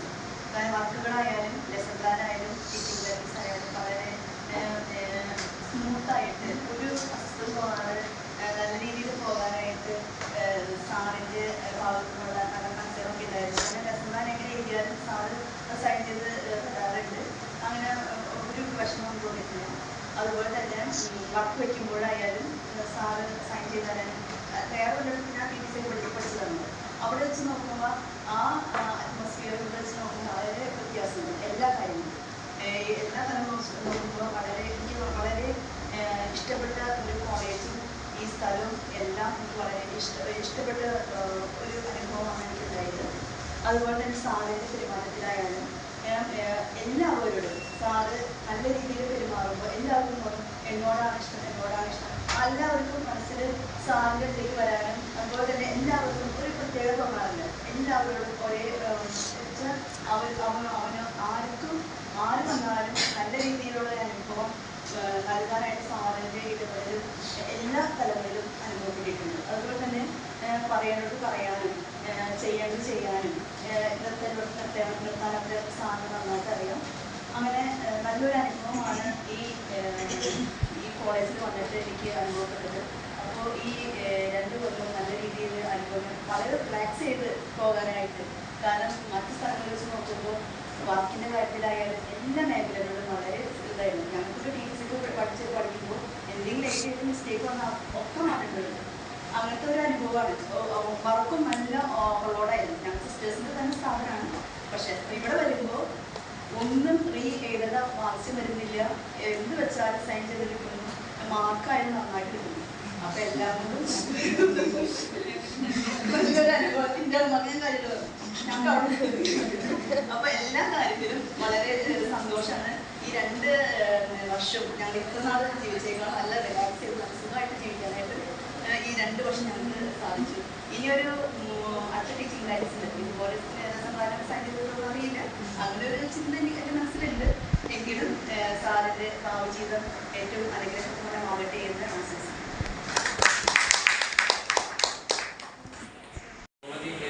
സാറിനെ കണ്ടത് പ്രിൻസിപ്പളായിട്ടാണ്. അപ്പോൾ അന്ന് സാറിനെ കാണുമ്പോൾ ഇപ്പോൾ ഉള്ള പ്രിൻസിപ്പൾ മുറിയിലാണ്. അതിൻ്റെ രീതി കുറച്ച് വേറെ ആയിരുന്നു. സാറിനെ കാണുമ്പോൾ ഒരു രാജകീയ അങ്ങനത്തെ രീതിയിലായിരുന്നു ആ കസേരയിലെ സാറിനെ കാണുമ്പോൾ. എനിക്ക് ആദ്യമായിട്ട് പേടിയുണ്ടായിരുന്നു സാറിനെ. അതെ, സാറിന് കുറച്ച് പേഴ്സണലായിട്ട് ഫോട്ടോ അയച്ചു കൊടുത്ത് അതൊക്കെ ഡിലീറ്റ് ആയിപ്പോയി. അപ്പോൾ അന്ന് എനിക്ക് സാറിനെ കാണുമ്പോൾ നല്ല പേടിയുണ്ടായിരുന്നു. പിന്നെ ഇപ്പോൾ മറ്റുള്ള ടീച്ചേഴ്സിൻ്റെ അടുത്ത് ഞാൻ എന്ത് വേണമെങ്കിലും കയറി സംസാരിക്കും. പക്ഷെ സാറിൻ്റെ അടുത്ത് ഞാൻ ഏത് കാര്യം പറഞ്ഞാലും കുറച്ച് പതിയെ പറയാറുള്ളൂ. അത് എന്തിന് പേടിയാണോ അല്ല വേറെ എന്തുവാണെന്നോ എനിക്കറിയില്ല. പിന്നെ ടീച്ചിങ് പ്രാക്ടീസിൻ്റെ കാര്യത്തിൽ ഇപ്പോൾ ഞാൻ ലെസൺ പ്ലാനൊക്കെ എഴുതുന്നത് തമിഴിലാണ്. അപ്പോൾ തമിഴ് സ്റ്റുഡൻസിനാണ് ക്ലാസ് എടുക്കുന്നത്. അപ്പോൾ സാറ് തമിഴ് അറിയില്ല, കുമാർ സാറിനെ കൊണ്ട് വായിച്ചിട്ടൊക്കെ സൈൻ ചെയ്യാമെന്ന് പറയും. അപ്പോൾ സാറ് പോയി കഴിഞ്ഞാൽ ഇനി എൻ്റെ അവസ്ഥ എന്താണെന്ന് അറിയില്ല. പുതിയൊരു സാറോ ടീച്ചറോ വരുമ്പോൾ അവരെൻ്റെ ലെസൺ പ്ലാൻ തമിഴിൽ എഴുതുന്നത് എങ്ങനെ മുന്നോട്ട് പോകുമെന്ന് അറിയില്ല. പിന്നെ നിങ്ങൾക്ക് എല്ലാവർക്കും എങ്ങനെ സാറിൻ്റെ സ്പീച്ച് നിങ്ങൾ ഒത്തിരി കേട്ടിട്ട് കാണത്തില്ല, കുറച്ചെങ്കിലും കേട്ടു. നമ്മളൊരു അസംബ്ലിയിലൊക്കെ അന്ന് സാർ പ്രിൻസിപ്പൾ ആയിരിക്കുമ്പോൾ സാറ് മിക്ക അസംബ്ലികളിലും കയറി തോട്ടിൻ്റെ റിഫ്ലക്ഷൻ പറയാറുണ്ട്. അപ്പം നമുക്കൊരു തോട്ടിൽ നിന്ന് കിട്ടുന്നതിനേക്കാളും സാറിൻ്റെ റിഫ്ലക്ഷനിൽ നിന്ന് കുറേ സാധനങ്ങൾ നമുക്ക് എടുക്കാൻ പറ്റും. അപ്പോൾ സാറിന് ഒരു സ്റ്റേജിൽ കയറി ആ സ്റ്റേജ് കയ്യിൽ എടുക്കാനുള്ള ഒരു കഴിവ് ഇവിടെ ഉള്ള ടീച്ചേഴ്സിന് എല്ലാവരെക്കാളും സാറിന് അത് നന്നായിട്ട് ഉണ്ടെന്നാണ് എൻ്റെ വിശ്വാസം. അപ്പോൾ സാറ് പോകുന്നതിന് നല്ലൊരു വിഷമമുണ്ട്. ഇതിനേക്കാളും മറ്റൊരു വേദി കൂടി സാറിനെ കുറിച്ച് പറയാനുള്ളത് കുറച്ച് മാത്രമേ പറയുള്ളൂ. ആദ്യമായിട്ട് ഞാൻ കാണുന്നത് സെപ്റ്റംബർ 2-ാം തീയതി 2022 ആണ്. അതായത് ഞങ്ങൾക്ക് ഫസ്റ്റ് അലോട്ട്മെന്റിൽ അഡ്മിഷൻ വന്നപ്പോൾ എനിക്ക് ഇക്വലൻസ് സർട്ടിഫിക്കറ്റ് ഇല്ലാതെ യൂണിവേഴ്സിറ്റിയിൽ തന്നെ അഡ്മിഷൻ ക്യാൻസൽ ചെയ്തിട്ട് സെക്കൻഡ് അലോട്ട്മെന്റ് ഇവിടെ തന്നെ പിന്നെ. അപ്പോൾ വന്നപ്പം വേദി പറഞ്ഞത് തന്നെ ഇൻഡെക്സ് മാർക്കിന്റെ ഒരു എറർ വന്നപ്പം എന്താ 5 ടീച്ചർ വന്നിട്ട് സാറായിരുന്നു പ്രിൻസിപ്പൾ. സാറിൻ്റെ വന്നിട്ട് പറഞ്ഞു പറ്റത്തില്ല, നമുക്ക് യൂണിവേഴ്സിറ്റി വിട്ട് കറക്റ്റ് ചെയ്യട്ടെ, എന്നിട്ട് അവർ അടുത്തേക്ക് വരട്ടെ എന്ന് പറഞ്ഞു. അപ്പം സാറ് പറയണേ പോയാലും അവർ തന്നെയല്ലേ വരത്തുള്ളൂ, ആ സ്ത്രീ എന്നതിന് ചുമ്മാ വിടുന്നത്. അപ്പം എൻ്റെ കൂടെ എൻ്റെ അച്ചാച്ചന ഉണ്ടായിരുന്നു. അച്ഛൻ പറഞ്ഞു എന്ത് നല്ല മനുഷ്യനാണ്, ഇതുപോലുള്ളവർ വേണം സ്ഥാപനം. എന്നിട്ട് അച്ചാച്ചനെ സംബന്ധിച്ച് ഞാൻ എല്ലാം പ്രൈവറ്റ് ആയിട്ടുള്ള സ്ഥലത്ത് പഠിച്ചിരിക്കുന്നത്. അപ്പം പറഞ്ഞ് ഗവൺമെന്റ് ഉദ്യോഗസ്ഥരെ കണ്ടോ, അവരുടെ മര്യാദ കണ്ടോ എന്നൊക്കെ. സാർ ഞങ്ങളുടെ നാട്ടിലും എൻ്റെ പരിചയത്തിലൊന്നും ഞങ്ങൾക്ക് ബന്ധുക്കളായിട്ടൊന്നും ഗവൺമെന്റ് ആൾക്കാരേ ഇല്ല, ആരുമില്ല. ഞങ്ങളുടെ നാട്ടിലാണെങ്കിൽ ഗ്രാമപ്രദേശമായിട്ട് തന്നെ 1-2 സ്ഥാപനങ്ങളൊക്കെ കാണും. നമുക്ക് അങ്ങോട്ടൊന്നും പോകേണ്ട പ്രത്യേക ആവശ്യങ്ങളൊന്നും ഇല്ലാത്ത കാരണം ഒന്നും തന്നെ അവിടെ ചെല്ലത്തുമില്ല, ഒന്നുമില്ല. അപ്പൊ ഇവിടാണ് ഞാൻ ആദ്യമായിട്ടൊരു ഗവൺമെന്റ് സ്ഥാപനത്തിൽ പഠിക്കുന്നതും. അപ്പൊ എന്നോട് വീട്ടിൽ നിന്ന് പറഞ്ഞാൽ എൻ്റെ വീട്ടിൽ എനിക്കും ആർക്കും തന്നെ BEd പോകുന്നതിനെ പറ്റി വലിയ അഭിപ്രായം ഇല്ലായിരുന്നു. പക്ഷെ ഒരു ഗ്യാരണ്ടി എന്ന നിലയിലാണ് നമ്മൾ BEd എടുത്തത്. അപ്പം ഇങ്ങനെ പറഞ്ഞായിരുന്നു കേരള യൂണിവേഴ്സിറ്റി മാത്രം കൊടുത്താൽ മതി, അതാകുമ്പം ഗവൺമെന്റ് കോളേജ് ഉണ്ട്, അവിടെ കിട്ടുവാണെങ്കിൽ പോയാൽ മതി എന്നൊരു കണ്ടീഷനായിരുന്നു നിങ്ങൾ ആപ്ലിക്കേഷൻ കൊടുത്തപ്പോഴേ. അപ്പൊ ഇവിടെ തന്നെ വന്നപ്പോൾ ഇങ്ങനെ വെച്ചാൽ പറയുകയും ചെയ്ത് ചുറ്റും ഗസറ്റഡ് ഓഫീസേഴ്സ് ആണ് നിങ്ങളുടെ പ്രിൻസിപ്പൾ. അപ്പൊ ഞാൻ അതിന് ചെയ്യുന്നത് പ്രിൻസിപ്പൾ ആണ്, ഞങ്ങളുടെ സാറാണ് പ്രിൻസിപ്പൾ എന്നൊക്കെ പറഞ്ഞു. ഇതൊരു നല്ല മനുഷ്യനാണല്ല ഇങ്ങനെ പറഞ്ഞു. അപ്പൊ അത് കഴിയുമ്പോൾ ഇങ്ങനെ പറയുമ്പോൾ നമ്മൾ ആ ഒരു സ്റ്റേറ്റ്മെന്റ് വെച്ച് സാറിന് ഇങ്ങനെ വില ഇരുത്തുമല്ലോ. അപ്പൊ സാർ ഇപ്പൊ എന്നെ സാറാണെങ്കിൽ അന്ന് അഡ്മിഷൻ എടുത്തപ്പോഴേ സാറ് പറഞ്ഞ കഥ സാർ ഇന്ന് എന്നെ കാണുമ്പോഴും ആ കഥ പറയും. മങ്കമ്പി പറഞ്ഞ കഥ അഡ്മിഷൻ എടുത്ത് ഞങ്ങളുടെ നാട്ടിലൊരു സ്ഥലമാണ്. അപ്പം സാർ അവിടെ ഉണ്ടായിരുന്നു. സാറിന്റെ വൈഫ് അവിടെ കുറച്ച് നാൾ ജോലിയൊക്കെ ചെയ്തതാണ്. അപ്പൊ സാർ അന്ന് പറഞ്ഞ കഥ ഞാൻ ഇന്നും പറയും. എപ്പോഴും എന്നെ കാണുമ്പോൾ കുട്ടനാടിനെ പറ്റിയുള്ള വിശേഷങ്ങളാണ് സാറ് ചോദിക്കുന്നത്. പിന്നെ സാറിന്റെ എനിക്ക് ഏറ്റവും ഫ്രീ ആയിട്ട് തോന്നിയ കാര്യം വെച്ചാൽ ഫസ്റ്റ് സെമസ്റ്ററിൽ ഞാൻ എല്ലാ വർക്കും വെച്ചു. സാർ വർക്ക് നോക്കാതെ മാർക്ക് കിട്ടാറ്. സെക്കൻഡ് സെമസ്റ്ററിൽ ഒരു വർക്ക് വെച്ചില്ല, സാർ അവിടെയും മാർക്ക് കിട്ടും. അതുകൊണ്ട് എനിക്ക് സാറിനെ വെച്ചത് ഭയങ്കര സന്തോഷം. പിന്നെ സാറിന്റെ ഏറ്റവും വലിയ ഗുണം എന്താണെന്ന് വെച്ചാൽ സാറ് നമ്മളുടെ ട്രസ്റ്റ് ആണോ അത് എല്ലാവർക്കും അങ്ങനെയാണെന്ന് എനിക്ക് അറിയത്തില്ല. സാർ സൈൻ ചെയ്യാൻ പറഞ്ഞ സാർ എന്താണെന്ന് നോക്കാതെ ഫ്രണ്ടിലും ബാക്കിലും എനിക്ക് ഒപ്പിട്ട് പ്രത്യേകിച്ച് ഒന്നുമില്ല. അപ്പൊ ഞാനിങ്ങനെ ചിന്തിക്കും, ഞാനാണെങ്കിൽ എന്തൊക്കെയോ വർക്ക് 2 പേപ്പർ എന്തോ എഴുതി വെച്ച് പ്രിൻസിപ്പൾ പെട്ടെന്ന് ഒപ്പ് കിട്ടാൻ വേണ്ടി എന്തോ ചുറ്റിക്കെട്ടി ഞാൻ കൊണ്ട് കൊടുത്ത സാറ് ഒപ്പിട്ട് തന്നു, സുജിസാർ ഒപ്പിട്ട് തന്നു. സുജിസാർ എന്റെ മുഖത്ത് നോക്കി നാട്ടു വിഷയത്തിൽ വെച്ച് ഒപ്പിട്ട് തന്നു. അപ്പൊ ഞാൻ ചിന്തിക്കാം ടീച്ചേഴ്സിന് നമ്മളുടെ ട്രസ്റ്റ് ആണോ അതോ ഇവരുടെ ആ ഒരു സ്വഭാവത്തിന്റെ ഇതാണെന്ന് എനിക്ക് അറിയത്തില്ല. അപ്പൊ സാറിനോട് എനിക്ക് ഏറ്റവും വലിയൊരു ഇതെന്താന്ന് വെച്ച് കഴിഞ്ഞാൽ ടീച്ചിങ് പ്രാക്ടീസ് സമയത്താണെങ്കിലും സാറ് നല്ല കൂളായിരുന്നു. ഞങ്ങളുടെ സ്കൂളിൽ സാർ ഒറ്റ പ്രാവശ്യം വന്നുള്ളൂ. ആ പ്രാവശ്യം വന്നിട്ടാണെങ്കിലും സാറിന് പ്രശ്നമില്ല. സാറ് ഞങ്ങൾക്ക് എല്ലാവർക്കും അനുജേച്ചി എടുക്ക സാറ് പൈസ എടുത്ത് കൊടുത്തിട്ട് മേടിച്ചോ എന്താന്ന് വെച്ചാൽ മേടിച്ചു, എനിക്ക് ബാക്കിയൊന്നും വേണ്ട എന്ത് രീതിയാണ്. ഞങ്ങൾ എത്ര 10-14 പിള്ളേരെ കണ്ട സ്കൂളിൽ പോയി 14 പേർക്കും സാർ നിങ്ങൾ എന്താണെന്ന് വെച്ചാൽ മേടിച്ചോ എന്ന് പറഞ്ഞാൽ ക്യാൻറ്റീൻ ഞങ്ങളുടെ കൂടെ തന്നെ സാറ് വന്നത് ഇതൊക്കെ വാങ്ങിച്ചു തരുമായിരുന്നു. അതൊക്കെ ഒരു പ്രത്യേക സന്തോഷമായിരുന്നു. പിന്നെ എനിക്ക് സാറ് പോകുന്നതിനുള്ള സങ്കടം എന്താ മെയിൻ ആയിട്ട് എന്താണെന്ന് വെച്ച് കഴിഞ്ഞാൽ അടുത്തൊരു ഫേസ് ടീച്ചിങ് പ്രാക്ടീസ് ആലോചിക്കുമ്പോൾ നല്ലൊരു ടെൻഷനുണ്ട്. കഴിഞ്ഞ ഫേസിൽ ഞാൻ ഒരു ചാർട്ട് പോലും ഞാൻ എഴുതിയിട്ടില്ല. കാരണം സാറായതുകൊണ്ട് എനിക്കറിയാം അതിൻ്റെ ഒന്നും ആവശ്യമില്ല. ടീച്ചറിന്റെ ഫേസ് വെച്ചിട്ട് എനിക്ക് നല്ല ടെൻഷനുണ്ട്. എന്നെ കൊണ്ട് വർക്ക് എടുപ്പിക്കും. കാരണം എനിക്ക് ചാർട്ട് എഴുതുന്നത് ഇഷ്ടമില്ല, ഒന്നുമില്ല. ചുമ്മാ പോയി ക്ലാസ് വെച്ചാൽ പോരുക അത്രയൊക്കെ ഉള്ളൂ. അപ്പം സാറിന്റെ കേസിലായതുകൊണ്ട് ഞാൻ രക്ഷപ്പെട്ടു. പക്ഷെ അടുത്തൊരു വരുന്ന ടീച്ചർ ഇനി എന്താകുമ്പോൾ സിസ്റ്റർ പറയുന്നുണ്ടായിരുന്നു ലെസൺ പ്ലാൻ ഒക്കെ നമ്മൾ സാറിന് എടുക്കുക, കാരണം സാറിന് ഒരു സൈൻ ചെയ്തു. അടുത്തയാണെങ്കിൽ നമ്മളോട് പറയുമോ ക്ലാസ് എടുക്കുന്നതിന് മുമ്പായിട്ട് നിങ്ങൾ സൈൻ വാങ്ങിച്ചിട്ട് എടുക്കാൻ പറ്റത്തുള്ളൂ എന്നൊക്കെ അങ്ങനെയൊക്കെ പറഞ്ഞാൽ ഞങ്ങൾ പേടും. ശരിക്കും ആ ഒരു കാര്യം വെച്ച് പറയുമ്പോൾ സാറ് പോകുന്നത് എനിക്ക് അത്രയും സന്തോഷം സങ്കടമുണ്ട്. പക്ഷേ സാർ ഇത്രയും നാളത്തെ സാറിന്റെ ഈ സർവീസ് സാർ വിജയകരമായി പൂർത്തിയാക്കി. സാർ ഇനി മുൻപോട്ടുള്ള ജീവിതം വളരെ ആസ്വദിച്ച് ജീവിക്കുക. ഒത്തിരി ആശംസകൾ നേർന്നുകൊണ്ട് ഞാൻ വാക്കുകൾ നിർത്തുന്നു.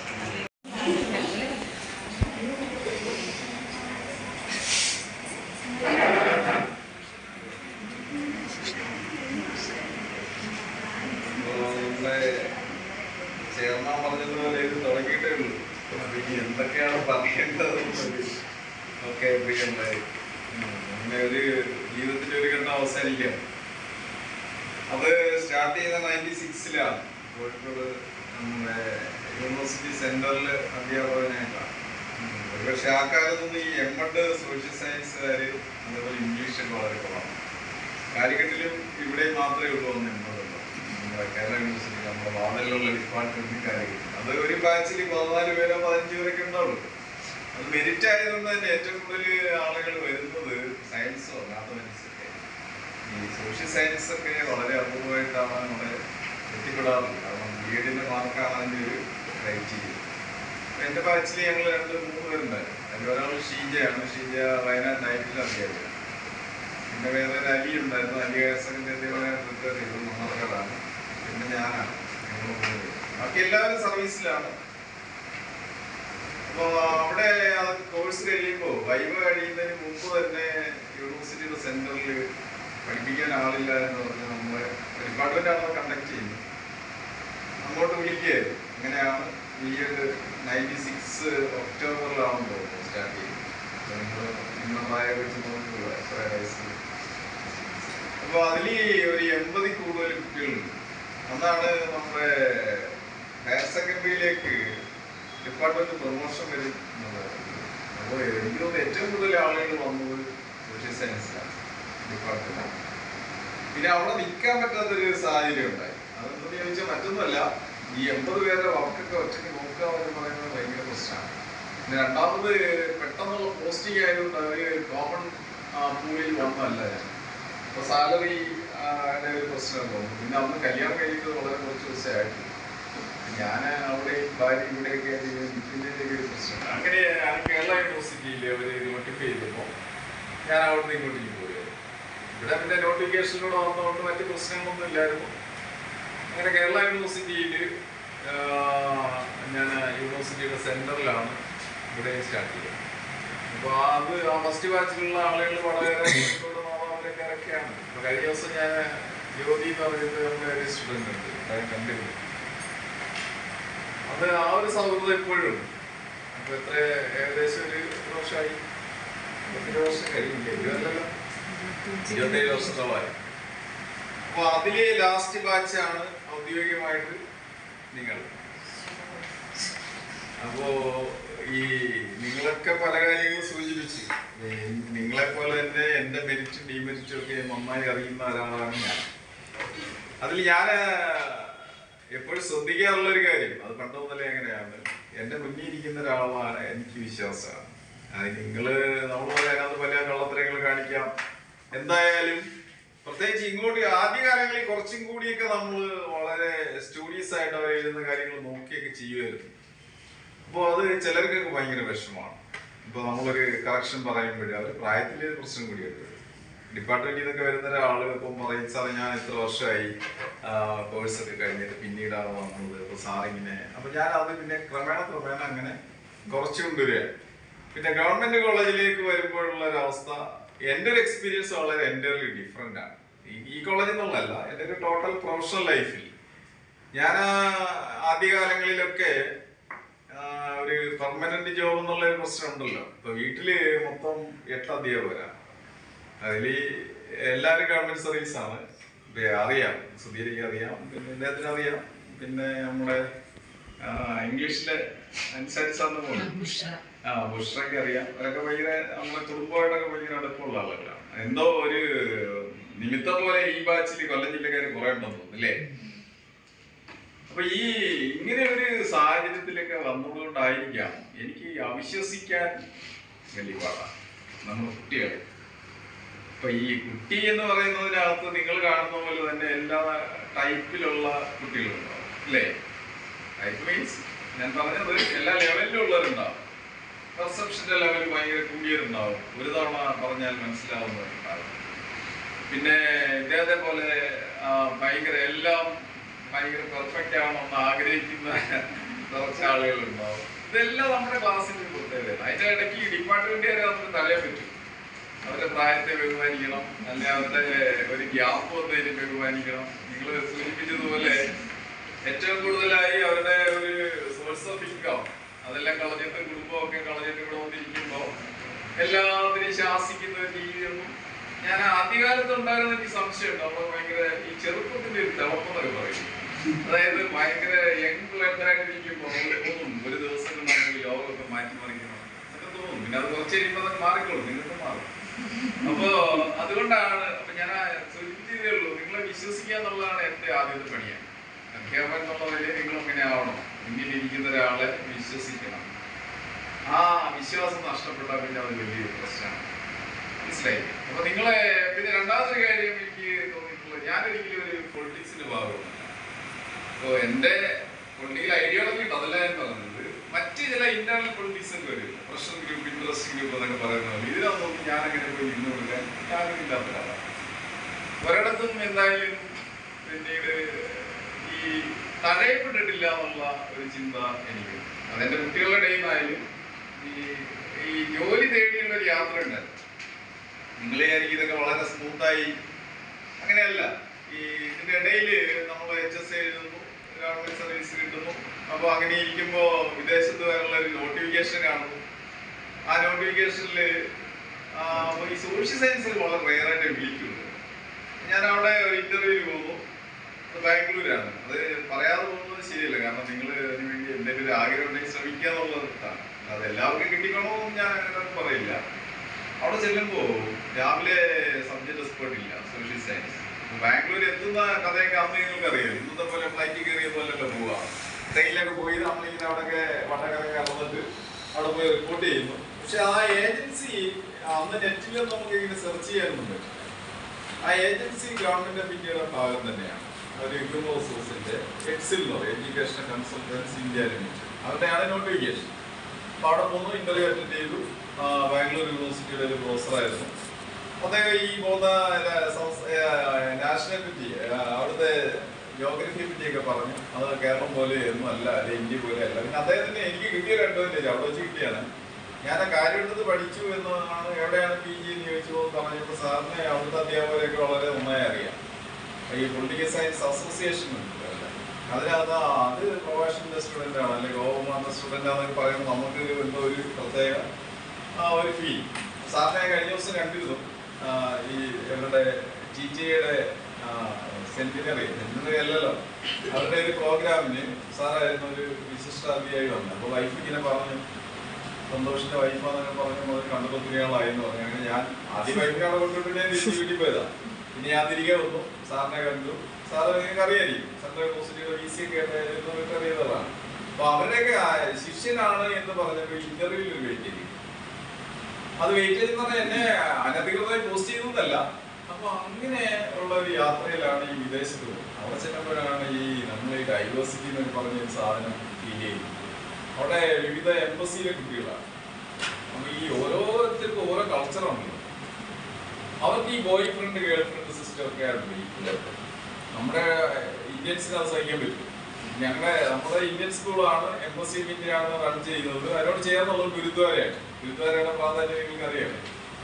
ഗുരുദ്വാരയില് അവരെപ്പോഴും അവരുടെ പ്രയറിനൊക്കെ വരും. അതിപ്പം കാണാൻ ഇവിടെ ഒരു സൗത്ത് ആഫ്രിക്കൻ ബോയ് ഗേളും കൂടെ ഗ്രൗണ്ടിൽ ഇരിക്കുന്നുണ്ടോ ഉടനെ അവർക്ക് നിങ്ങളുടെ പ്രിൻസിപ്പലിന്റെ കാര്യം പറഞ്ഞാൽ പിന്നെ അടുത്ത പ്രശ്നങ്ങളായി, ആകെ കുഴപ്പമായി.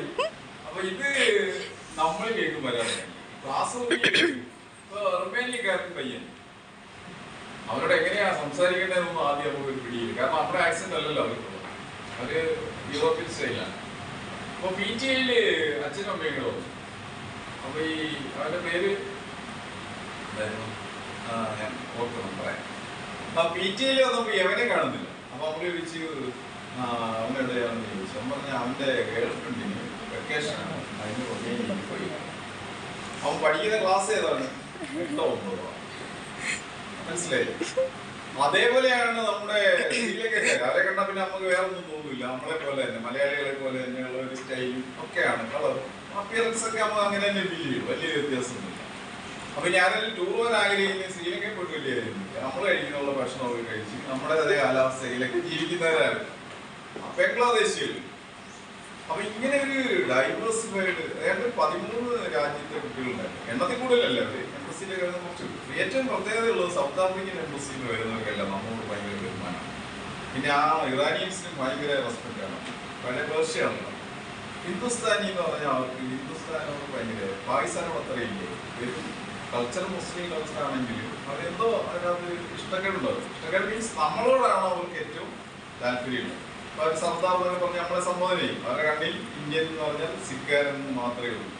നമ്മളിങ്ങനെ സൗത്ത് ഇന്ത്യയിൽ സാമ്പാറും ഓരോക്കെ കഴിക്കുന്നവരാന്ന് പറഞ്ഞാലും അവർക്ക് ആര് തന്നെയാണ്. അപ്പൊ അവിടുത്തെ ഒരു ലൈഫ് നമ്മൾ ഒരുപാട് കാര്യങ്ങൾ പഠിക്കും. ഏറ്റവും പ്രധാനപ്പെട്ട ഇതാണ്. അപ്പൊ ഈ മുന്നിലിരിക്കുന്ന ഒരു 20 കുട്ടികളുണ്ടെങ്കിൽ 20 കൾച്ചറും 20 സ്റ്റൈലും ഒക്കെയാണ്. അപ്പൊ അവരെ നമ്മൾ എങ്ങനെയാണ് ഹാൻഡിൽ ചെയ്യാൻ? അതൊരു പക്ഷേ ഇവിടെ കിട്ടില്ല. നിങ്ങൾ പുറത്തോട്ടേക്ക് പോയാലേ അത് കിട്ടുള്ളൂ.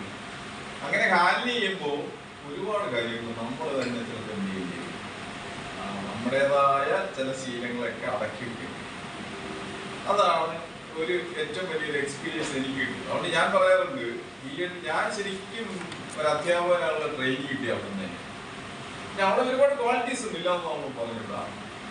ഏറ്റവും കൂടുതൽ ഏറ്റവും ഇതായിട്ടുള്ളത് ഒന്ന് നമ്മുടെ വാഷ്റൂംസും, രണ്ടാമത് ഗ്രൗണ്ടുമാണ്. ഈ ഏത് വിദേശ എംബസിയിൽ നിന്ന് അഡ്മിഷൻ വന്നാലും അവർ ആദ്യം നോക്കുന്നത് നമ്മുടെ ആയിരിക്കും ലൈബ്രറി നോക്കും. അവർക്ക് അത് വേണ്ട, പ്ലേ ഗ്രൗണ്ട് എങ്ങനെയുണ്ടോ നോക്കും. രണ്ടാമത് അവർ പോകുന്നത് വാഷ്റൂംസ് എങ്ങനെയുണ്ടോ. ഇത് രണ്ടും ഒരു ഭയങ്കര പർട്ടിക്കുലറായി ശ്രദ്ധിക്കുന്ന രണ്ട് ഫോക്കസ് ഏരിയ. നമ്മളോ ഇവിടുത്തെ വാഷ്റൂമിലൊന്നും കയറി വെക്കാണ്ട് ഇതിൻ്റെ ഈ എൻഡിൽ ഞാൻ കോഴിക്കോട് വർക്ക് ചെയ്യുമ്പോഴും ഇതേപോലെ ഞാൻ പറഞ്ഞിട്ടുണ്ട്, KSRTC ബസ് സ്റ്റാൻഡ് ഇതിൽ വൃത്തിയുണ്ട്. ഇതിന് ആരാ ഉത്തരവാദി എന്ന് ചോദിച്ചാൽ നമുക്ക് ഒരുപാട് പരിമിതികളാണ്. ഇപ്പൊ ഞങ്ങൾക്ക് വരുന്ന സമയത്ത് അവിടുത്തെ ബോയ്സിന്റെ ഇതേപോലെയുള്ള ഒരു വാഷ്റൂം കണ്ടാൽ അതിന് കയറാനേ പറ്റില്ല. പായലെല്ലാം പിടിച്ച് ഒരു പരിവായിട്ട്. അപ്പൊ ഇത് പുറത്ത് നിന്ന് കാണുമ്പോഴേ നമ്മൾ മനസ്സിലാവും. ഞാൻ പറഞ്ഞത് ഈ രണ്ട് ഏരിയ ഹൈജീനിക്കായി എങ്ങനെ ഇരിക്കുക എന്നുള്ളത് വളരെ നന്നായ ഒരു കാര്യം. ആ നിങ്ങൾ ലൈഫിൽ ഫോളോ ചെയ്യണം. അതിന് നിങ്ങൾ ശ്രദ്ധിക്കേണ്ട ഒരുപാട് കാര്യങ്ങളുണ്ട്. അത് ഞാൻ ഇപ്പോൾ ഇവിടെ ഒന്നും പറയുന്നില്ല. നിങ്ങൾ എവിടെയെങ്കിലും യൂട്യൂബോ ഒക്കെ നോക്കിയിട്ട് അത് അടി മുതൽ മുടി വരെ എന്ന് പറയുന്നത് തന്നെയാണ് കാരണം. പാദം ഏറ്റവും വൃത്തിയായി കൊണ്ടുനടക്കാൻ ശ്രദ്ധിക്കണം. ഇതൊക്കെ അവിടുന്നാണ് നമുക്ക് കിട്ടുന്നത്. പിന്നെ അവരുടെ നഴ്സറി അല്ലല്ലോ, അസംബ്ലി ഹാളില് കുട്ടികളുടെ നെയിലൊക്കെ നമ്മൾ ചെക്ക് ചെയ്യും. എന്തിനാ? CBSE യിലുണ്ട്. ചിലപ്പോ ഇതൊക്കെ കോപ്പി അടിക്കുന്നതായിരിക്കും, എങ്കിലും നെയിലൊക്കെ എന്തിനാ? ഇല്ല എങ്കിൽ അവിടെ നെയിൽ കട്ടർ ഉണ്ട്, ഫിസിക്കൽ എഡ്യൂക്കേഷന്റെ സാറ് വിളിച്ചുകൊണ്ട് പോയി ഇതെല്ലാം കട്ട് ചെയ്യിച്ച് ഒക്കെ വെക്കും. അതെന്തിനാണ്? നിങ്ങൾ കയ്യിലും നോക്കി നെയിൽ പോളിഷ് ഇട്ടാലും അല്ലെങ്കിലും ഒക്കെ ശ്രദ്ധിക്കേണ്ടത് ഏറ്റവും വലിയൊരു കാര്യം. അപ്പൊ ഞാൻ പറഞ്ഞ ഇങ്ങനെയുള്ള ചില മൈന്യൂട്ടായുള്ള കാര്യങ്ങളൊക്കെ നമുക്ക് അവിടെ നിന്ന് പഠിക്കാൻ പറ്റും. സാലറി ഈ പറയുന്ന അട്രാക്ഷൻ കൊണ്ടല്ല, മറ്റൊരു സ്റ്റൈല്. പിന്നെ ഇപ്പോഴാ സ്കൂള് KV ടെഹ്റാൻ, അതായത് കേന്ദ്രീയ വിദ്യാലയം, അത് അവര് എംബസിക്ക് റൺ ചെയ്യുന്നതിനുള്ള ചില ബുദ്ധിമുട്ടൊക്കെ വന്നപ്പോൾ അവരെന്ത് ചെയ്തു, അത് കേന്ദ്രീയ വിദ്യാലയം ഹാൻഡ് ഓവർ ചെയ്തു. അപ്പൊ അതിന്റെ കമ്മീഷണറായിട്ട് ഇരിക്കുന്ന അന്ന് സൗത്ത് ഇന്ത്യയിലുള്ള ഒരു ലേഡിയായിരുന്നു, മദ്രാസ് ഏരിയയായിരുന്നു. അപ്പോഴത്തെ ആഷ ടീച്ചർ ടീച്ചർ അറിയാമെന്നറിയില്ല, ടീച്ചർ കഴിവില്ലായിരുന്നു. ഗാന്ധി യൂണിവേഴ്സിറ്റിയിലാണ്. അപ്പൊ ടീച്ചർ അവരെ കഴിയും. ഞങ്ങൾ ഒരിക്കലും സംസാരിച്ചപ്പോൾ ഞാൻ ഇങ്ങനെ പേര് പറഞ്ഞപ്പോൾ ആ കമ്മീഷണർ കാര്യം പറഞ്ഞു. അത് ലേഡിയാണെങ്കിൽ ലേഡിയൊന്നും അല്ല, അത് ഭയങ്കര ഒരു ഹിറ്റ്ലർ സ്റ്റൈലുള്ള കക്ഷിയാണ്. പക്ഷെ വളരെ എങ്ങാണ് അങ്ങനെ അതൊക്കെ നമുക്ക് കിട്ടാവുന്ന. അതായത് ഒരാൾ ഇപ്പോൾ അവരുടെ പ്രൈമറി ഡ്യൂട്ടി എന്തായിരുന്നു അവിടെ വന്നത്, അവർക്ക് ഈ സ്ഥാപനത്തിനെ ഗവൺമെന്റിലേക്ക് അറ്റാച്ച് ചെയ്യും. അപ്പോൾ അവിടുത്തെ എല്ലാ ഫെസിലിറ്റീസ്, ഇൻഫ്രാസ്ട്രക്ചർ എല്ലാം അവർക്ക് ഇത് കണ്ടുപിടിച്ചിട്ട് ഇത് എത്രയുണ്ട്, ഗ്രൗണ്ട് എത്രയുണ്ട്, മെഷർമെന്റ് കൊടുക്കണം, മറ്റ് എക്യുപ്മെന്റ്സ് എത്രയുണ്ട്, ഇതെല്ലാം ഹാൻഡ് ഓവർ ചെയ്യും. എനിക്കൊന്ന് അവർ 2 ദിവസം കൊണ്ട് മൊത്തം അവർ ചെയ്യും. അത്ര എളുപ്പമുള്ള പണിയാണെന്ന് എനിക്ക് തോന്നുന്നുണ്ട്. ഒരു വലിയ സ്ഥാപനമാണ്, അത് അത്ര ചെറുതൊന്നുമല്ല. അത്രയും അതിന്റെ physical infrastructure, library facility, lab എല്ലാം അവർ ഒറ്റ ലാപ്ടോപ്പിനകത്തിരുന്ന് മൊത്തം അടിച്ചു കിട്ടും. എന്നിട്ട് നമുക്ക് ഓരോരുത്തർക്ക് പിന്നെ വെക്കേഷൻ ആയിട്ട് നമുക്ക് പോരാ സൗകര്യം. അതാണ് അവിടുത്തെ ഒരു എക്സ്പീരിയൻസ്. അപ്പോൾ എവിടെയെങ്കിലും ആഗ്രഹം ഉണ്ടെങ്കിൽ അതനുസരിച്ച് നിങ്ങൾ ഒരുങ്ങിക്കൊള്ളൂ. അതുകൊണ്ടാണ് ഞാൻ അങ്ങനെ പറഞ്ഞത്. അതിനുശേഷമാണ് പിന്നെ ഇങ്ങോട്ട് ഇതിനിടയിൽ നമുക്ക് HSC ആയിട്ട് 2-3 സ്കൂളുകളിൽ വർക്ക് ചെയ്യാൻ പറ്റി. അത് കഴിഞ്ഞിട്ടാണ് ഇവിടെ വരുന്നത്. ഇവിടെ വരുമ്പോൾ ഇവിടെ നിങ്ങൾ കാണുന്ന പോലെ ഒരു ടിപ്പിക്കൽ ഗവൺമെന്റ് സ്ഥാപനത്തിന്റെ ഒരു കെട്ടുമട്ടിലൊക്കെ നിൽക്കുന്ന ഒരു സ്ഥാപനം തന്നെയാണ്. അത് വളരെ സീനിയേഴ്സ് ആയിട്ടുള്ള അധ്യാപകരായിരുന്നു. ഞാൻ വരുമ്പോൾ അവരൊക്കെ ഇതേപോലെ റിട്ടയർമെന്റ് ഏജിലെത്തിയവരായിരുന്നു. അവരുടെ കൂട്ടത്തിലുള്ള ഒരു എക്സ്പീരിയൻസ് എന്ന് പറഞ്ഞാൽ അവരെല്ലാവരും കേരളത്തിലെ മിക്കവാറും എല്ലാ ജനറൽ എഡ്യൂക്കേഷനുമായി ബന്ധപ്പെട്ട എല്ലാ ഡ്യൂട്ടീസും ചെയ്യുന്നവരാണ്. അതിപ്പോൾ ക്വസ്റ്റ്യൻ പേപ്പർ ആയാലും ടെക്സ്റ്റ് ബുക്ക് ആയാലും അത്തരം ട്രെയിനിങ് കോളേജുകാരുടെ ഒരു ഏരിയ അതാണ്. SCRTയിലെ വർക്കുകളൊക്കെയാണ് അവർ ചെയ്യുക. അപ്പോൾ അവർ എല്ലാ ദിവസവും കൂടെ കിട്ടില്ല. വല്ലപ്പോഴും ആയിരിക്കും ഒരു ഇംഗ്ലീഷ് ടീച്ചർ വന്നാൽ ആ ടീച്ചർക്ക് 1 മാസത്തേക്കുള്ള പണി ടീച്ചർ കൈ തന്നെ. അപ്പൊ ടീച്ചർ അതെല്ലാം കാര്യവും ചെയ്യുന്നത്. ഇപ്പം മറ്റു ചിലര് ജനറൽ പേപ്പറിന്റെ ആളുകളായിരിക്കും. അത് കഴിഞ്ഞ് പിന്നെ നമ്മുടെ ഒരവസരത്തിലേക്ക് വന്നപ്പോൾ ഞാൻ അത്രയും കൊണ്ട് ഏറ്റെടുക്കാറില്ലായിരുന്നു. അത്യാവശ്യം ക്വസ്റ്റ്യൻ പേപ്പർ അങ്ങനെയുള്ള കാര്യങ്ങളൊക്കെ ചെയ്യും. അങ്ങനെയാണ് ഇപ്പോൾ കഴിഞ്ഞ ദിവസം മരിച്ച് വിജയലക്ഷ്മി സാറിനെ പേരുണ്ട് അല്ലേ? യൂണിവേഴ്സിറ്റി കോളേജിലെ പൊലീസിന്റെ അധ്യാപകനാണ്. നിങ്ങൾ യൂണിവേഴ്സിറ്റി കോളേജ് പഠിച്ചായിരുന്നു? അറിഞ്ഞല്ലേ സാറല്ലേ? ഇല്ല, സാറിപ്പോൾ ഗാന്ധി യൂണിവേഴ്സിറ്റിയുടെ ഗാന്ധി സ്റ്റഡീസിന്റെ അധ്യാപകനാണ്. എൻ്റെ നല്ല ഫ്രണ്ടായിരുന്നു. ഞാൻ നമ്മുടെ നാട്ടുകാരനാണ്, അഞ്ചലായിരുന്നു. ഞാനത് പറയാൻ കാരണം അദ്ദേഹം ഞാനും കൂടെ ഒരുപാട് ഒരു കണ്ടിന്യൂസ് ആയിട്ട് കുറേ വർഷം ഹയർ സെക്കൻഡറിയുടെ ക്വസ്റ്റ്യൻ പേപ്പേഴ്സ് അങ്ങനെ ഞങ്ങളിവിടെ സ്റ്റേ ആയിരുന്നു. അപ്പോഴും ഈ പ്രശ്നമുണ്ട്. അങ്ങനെ വയറൊക്കെ തപ്പി പിടിച്ചുകൊണ്ടിരിക്കും. അവൻ പറഞ്ഞ് കിഡ്നി സ്റ്റോൺ ആണെന്നൊക്കെ പറഞ്ഞു. പിന്നീട് അത് ഭയങ്കര വർഷമായി. അവൻ ആരെങ്കിലും അത്ര രോഗം വന്നപ്പോൾ പെട്ടെന്ന് ചികിത്സിച്ചാണ് കൊണ്ടുനടക്കരുത്. എനിക്കൊരിക്കലും അതൊന്ന് വേദന സഹിക്കാൻ വയ്യാതെ എന്തായാലും ഞാൻ ആശുപത്രിയിൽ പോയി എന്തായാലും സർജറി നടത്തിയിരിക്കും. അപ്പം ഞാൻ അദ്ദേഹത്തിനോട് ഇത് പറയായിരുന്നു. പുള്ളി പറഞ്ഞ് ആൾ പഠിക്കുന്നില്ല, ഓക്കെ കഴിയുന്നു. അപ്പോൾ അവസാന സ്റ്റേജ് വന്നതുകൊണ്ടാണ് കിഡ്നി ഫെയിലിയർ ആയി. അപ്പോൾ പിന്നെ ഡയാലിസിസ് ഒക്കെ വന്നു. വലിയ പ്രായമൊന്നുമില്ല, നമ്മുടെയൊക്കെ ഒരു പ്രായമാണ്. ചിലപ്പോൾ 1 വയസ്സിനെയാണ് വ്യത്യാസം ഉണ്ടാവുക. പോയി കുട്ടികൾ 2 ചെറിയ കുട്ടികളാണ്. ഒരാളെ കൊണ്ട് പഠിക്കുന്നത്, ഒരാൾ ഫസ്റ്റ് ഡിഗ്രിയാണ്. ഞാൻ പറഞ്ഞത് ഇങ്ങനെയൊക്കെയുള്ള ഒരുപാട് സൗഹൃദങ്ങളിലൂടെയാണ് നമ്മൾ ഇങ്ങനെ ഡെവലപ്പ് ചെയ്തത്. പിന്നെ B.Ed പഠിപ്പിക്കുക എന്ന് പറഞ്ഞാൽ നിങ്ങളൊക്കെ പറഞ്ഞ പോലെ ഏതെങ്കിലും കാണുമ്പോൾ അതിനപ്പുറം ഒരു സൈൻ ചെയ്താൽ പോലെ ആ 2-3 കാര്യങ്ങൾ നിങ്ങളെ ഞാൻ എപ്പോഴും പറയുന്ന പോലെ ലെസൺ പ്ലാനിങ് എന്ന് പറഞ്ഞാൽ എന്താണ്? നമ്മുടെ ക്ലാസ്സിലേക്കുള്ളതാണ്. എനിക്ക് തോന്നുന്ന ശരിയായ ഒരു ആക്ടിവിറ്റി അവിടെ എഴുതാം, പറ്റുന്നില്ല. അത് വെട്ടാനും പറ്റില്ല. ഞാൻ ഒരാളുടെ ഒരു ആക്ടിവിറ്റി വെട്ടാറ്. എന്താണെന്ന് തോന്നിയാൽ എനിക്ക് തോന്നിയിട്ടുള്ളത് ഇത് ഫീസിബിൾ ആണോ അല്ലേ ഇവിടെ നമ്മുടെ ക്ലാസ് ആണെങ്കിൽ അത് അവിടെ വർക്കൗട്ട് ആവും. അപ്പൊ എനിക്ക് തോന്നുന്ന ആക്ടിവിറ്റി അല്ല നിങ്ങളുള്ളതെന്ന് തോന്നുന്നു. അങ്ങനെയില്ലല്ലോ. പക്ഷെ ഇന്ന കാര്യങ്ങൾ ചെയ്തിരിക്കണമെന്നുള്ള ഒരു ഫ്രെയിംവർക്ക് മാത്രമാണ് ഇതൊരു ലെസൺ പ്ലാൻ. പിന്നെ നമ്മൾ ഈ മെത്തേഡ് അഡോപ്റ്റ് ചെയ്യുമ്പോൾ ആ മെത്തേഡ് സിമ്പിളായിട്ട് പോകണം. ഇപ്പൊ കൺസ്ട്രക്റ്റീവ്സ് ആണെങ്കിൽ അതിനുള്ള സാധ്യതകൾ നിങ്ങൾ കണ്ടെത്തുക, അവിടെ എഴുതുക. അത്ര മാത്രമേ നിങ്ങൾ അവിടെ ചെയ്താൽ മതി. അതല്ലാതെ അതിന് വേർഡ് ബൈ വേർഡ് ഒന്നും കറക്ഷൻ വേണ്ട. ഇനി രണ്ടാമതൊരു കാര്യമുള്ളത്, ഈ അസൈൻമെന്റ് എല്ലാം ആരാണ് കുട്ടിയിൽ വായിക്കുന്നതിന്റെ ആവശ്യമില്ല. നിങ്ങൾക്ക് ഇപ്പോൾ ഒരുപാട് സൗകര്യങ്ങളുണ്ട്. നിങ്ങൾ നെറ്റിൽ നിന്ന് കോപ്പി ചെയ്യും അല്ലേ? മറ്റ് ഡിജിറ്റൽ ഒരുപാട് റിസോഴ്സ് ഉണ്ട്. ഇപ്പൊ ഞങ്ങളെയൊക്കെ സംബന്ധിച്ച് അതൊന്നും ഇല്ല. ഞങ്ങൾക്ക് ആകെപ്പാടെ കിട്ടിയിട്ടുള്ള എന്താ, കുറച്ച് ലൈബ്രറി ബുക്കോ അത് തന്നെ അടിയായിരിക്കും. ഒരു കോപ്പി പെൺകുട്ടികൾ എടുത്ത് അപ്പോഴേ എടുത്ത് അവിടെ കൊണ്ട് ലേഡീസ് ഹോസ്റ്റലിലുണ്ട്. ഇനി ഇത് സബ്മിറ്റ് ചെയ്യേണ്ട ഡേറ്റ് കഴിഞ്ഞാൽ ഇങ്ങോട്ട് വരും. അപ്പൊ നമുക്ക് അവിടെ പോയി നോക്കാൻ പറ്റില്ലല്ലോ. അപ്പൊ ഇങ്ങനെ അതുകൊണ്ട് നിങ്ങൾ അതിനെപ്പറ്റി ഒന്നും ഒരിക്കലും വിഷമിക്കണം. ഈ 4th സെമ്മിനെ പറ്റിയുള്ള ഒരു ആശങ്ക നിങ്ങളിലുണ്ട്. അത് പരീക്ഷയാണ്. പരീക്ഷയ്ക്ക് അവർ ലിസ്റ്റ് തരും. ആ ലിസ്റ്റിൽപ്പെട്ട എല്ലാ ഐറ്റംസും നിങ്ങൾ റെഡിയാക്കണം, അവിടെ റിലീസ് ചെയ്യണം. അത്ര മാത്രമേ ഉള്ളൂ. ഇനി അവിടെ നിങ്ങൾ ശ്രദ്ധിക്കേണ്ട കാര്യം ഞാൻ എപ്പോഴും പറയാറുണ്ട്, ചോദ്യപേപ്പറൊക്കെ എഴുതിയിരിക്കുന്നതൊക്കെ ശരിയാവണോ, അതിന് ഉത്തരം ശരിയാണോ. എവിടെയെങ്കിലും കോപ്പി ചെയ്യുമ്പോൾ പലപ്പോഴും തെറ്റ് വരാനുള്ള ഒരുപാട് സാധ്യതകളോടെ. അപ്പൊ അതുകൊണ്ട് നിങ്ങൾ അതിനെപ്പറ്റി ഒന്നും വറി ചെയ്യണം. ഇനി ആര് വരും എനിക്ക് ശേഷം എന്നുള്ളത് PSC ലിസ്റ്റ് ഉണ്ട്. മിക്കവാറും അതല്ലേ ആയിരിക്കാം. അതല്ല എങ്കിൽ കാലതാമസം വരുമെങ്കിൽ മാത്രമേ ഗസ്റ്റ് എന്തെങ്കിലും വരുള്ളൂ. അപ്പൊ ഈ പൊതുവിൽ നമ്മൾ കണ്ടുവരുന്നത് എല്ലാവരെയും ഓടിക്കുന്നതൊക്കെ ഒരു ശീലമുണ്ട്. ഇല്ലെന്നൊന്നും ഞാൻ പറയില്ല. അത് എന്നെ പോലെ തന്നെ ആവണമെന്നൊന്നും നിർബന്ധമൊന്നുമില്ല. ഇനി വരുന്ന ഒരാളുടെ ഇഷ്ടത്തിന് ചിലപ്പം ചില കാര്യങ്ങളിലൊക്കെ നിങ്ങൾക്ക് മാറ്റം ഉണ്ടാകും. അതുകൊണ്ട് അതോർക്കൊന്നും ആരും വിഷമിക്കണം. പിന്നെ നിങ്ങൾ ഓരോരുത്തരും അതെപ്പോഴും സ്പെഷ്യലില്ലേ ആണല്ലേ. ഇപ്പോ ഞാൻ ഈ ക്ലാസ്സിൽ വരുമ്പോ ഡിപ്പാർട്ട്മെന്റുകാർ ഒരു ഗ്രൂപ്പുണ്ട്, ഓപ്പണിൽ വന്നാൽ കുറച്ച് ആളുകളുണ്ട്. ഇവരെ രണ്ടുപേരൊക്കെ ഒന്നിച്ചു കൊണ്ടുപോകാന്നുള്ള പണിയാണ് എനിക്കുള്ളത്. ഞാൻ അതിനാണ് ശ്രമിക്കാറുള്ളത്. അപ്പൊ അതിനകത്ത് ഒരു വലിയ വ്യത്യാസമൊക്കെ വരുത്തി ഇപ്പൊ സ്കോറിന്റെ കാര്യം പറഞ്ഞു. പക്ഷെ ഇവിടെ പലരെ പേരൊക്കെ തെറ്റിപ്പോയിട്ടുണ്ട്. ഇദ്ദേഹം പറയുന്ന പോലെ മരിയും മേരിയൊക്കെ എനിക്ക് ചിലപ്പോൾ തെറ്റിപ്പോയിട്ടുണ്ടാകും. ഈ സിസ്റ്റർമാരൊക്കെ തെറ്റിപ്പോയിട്ടുണ്ടാകും. അതിനുള്ള സാധ്യതയുണ്ട്. ഞാൻ അതൊന്നും ഭയങ്കര കീനായിട്ട് നോക്കാറില്ല. എല്ലാ വ്യത്യാസം ഇല്ലല്ലോ, ഒരു മാർക്കിന്റെയൊക്കെ സ്കോറില്ല ഉള്ളൂ. പക്ഷെ ഇദ്ദേഹം ഭയങ്കര പ്രശ്നമാണ്. ഇദ്ദേഹത്തിന് അത് വേണം. അപ്പൊ ഞാൻ പിന്നെ മാർക്ക് കൊടുക്കും. മാർക്ക് കൊടുക്കാതിരിക്കുന്നതല്ല, കൊടുക്കുക എന്നുള്ളത് തന്നെയാണ്. അപ്പോ അത് ഓരോരുത്തരുടെയും ഒരു കുട്ടികൾക്കെല്ലാം ഒരു ഫീൽ ഉണ്ടാവും. അവര് നിങ്ങൾ തന്നെ ഇത് സാറ് തരാതിരുന്നത് എന്താണ്, ശരിയാണ് അല്ലേ?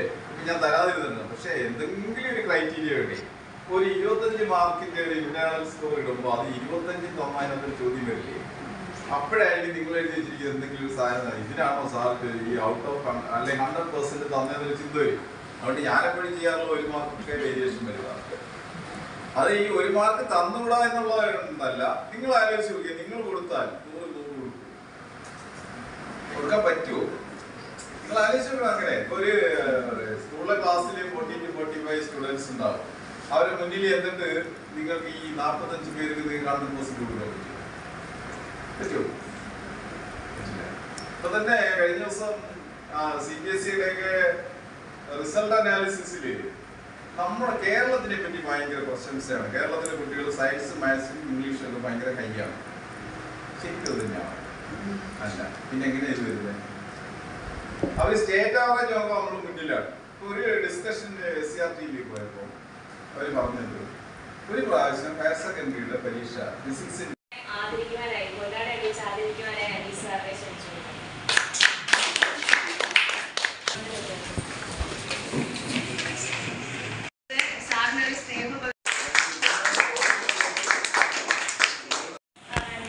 ഈ കോളേജിൽ ഈ പടികൾ കയറി വരുമ്പോൾ എനിക്ക് ഏറ്റവും സന്തോഷം സാറിനെ കാണുമ്പോഴാണ്. ബാക്കിയുള്ള ടീച്ചേഴ്സിനെക്കാളും അതില്ലാന്നല്ല, മാനസികമായി ഭയങ്കര ബുദ്ധിമുട്ടാണ്. ബാക്കിയുള്ള പല പ്രശ്നങ്ങളും നമുക്ക് ഇവിടുന്ന് വരാറുണ്ട്. പക്ഷെ സാറിൻ്റെ ഭാഗത്ത് ഈ ഒരു നിമിഷം വരെ അങ്ങനെ ഒരു ബുദ്ധിമുട്ട് നമുക്ക് എന്നെ സംബന്ധിച്ച് എനിക്ക് വന്നിട്ടേ ഇല്ല. എന്ത് കാര്യം ചെന്ന് പറഞ്ഞാലും സാർ അത് വളരെ പോസിറ്റീവായി, അല്ലെങ്കിൽ ഒരു തലയാട്ടിലൂടെ അല്ലെ എന്താ നിന്റെ ഇഷ്ടം പോലെ ചെയ്യുക എന്ന് പറഞ്ഞാൽ സാർ ഒരിക്കലും സാറിൻ്റെ ഒരു ഇഷ്ടത്തെ നമ്മുടെ മേലിലേക്ക് അടിച്ചേൽപ്പിക്കുകയോ സാറിൻ്റെ ഒരു ഇഷ്ടത്തിന് നമ്മൾ മാറണമെന്ന് പറയുകയോ ഒന്നും ചെയ്തിട്ടില്ല.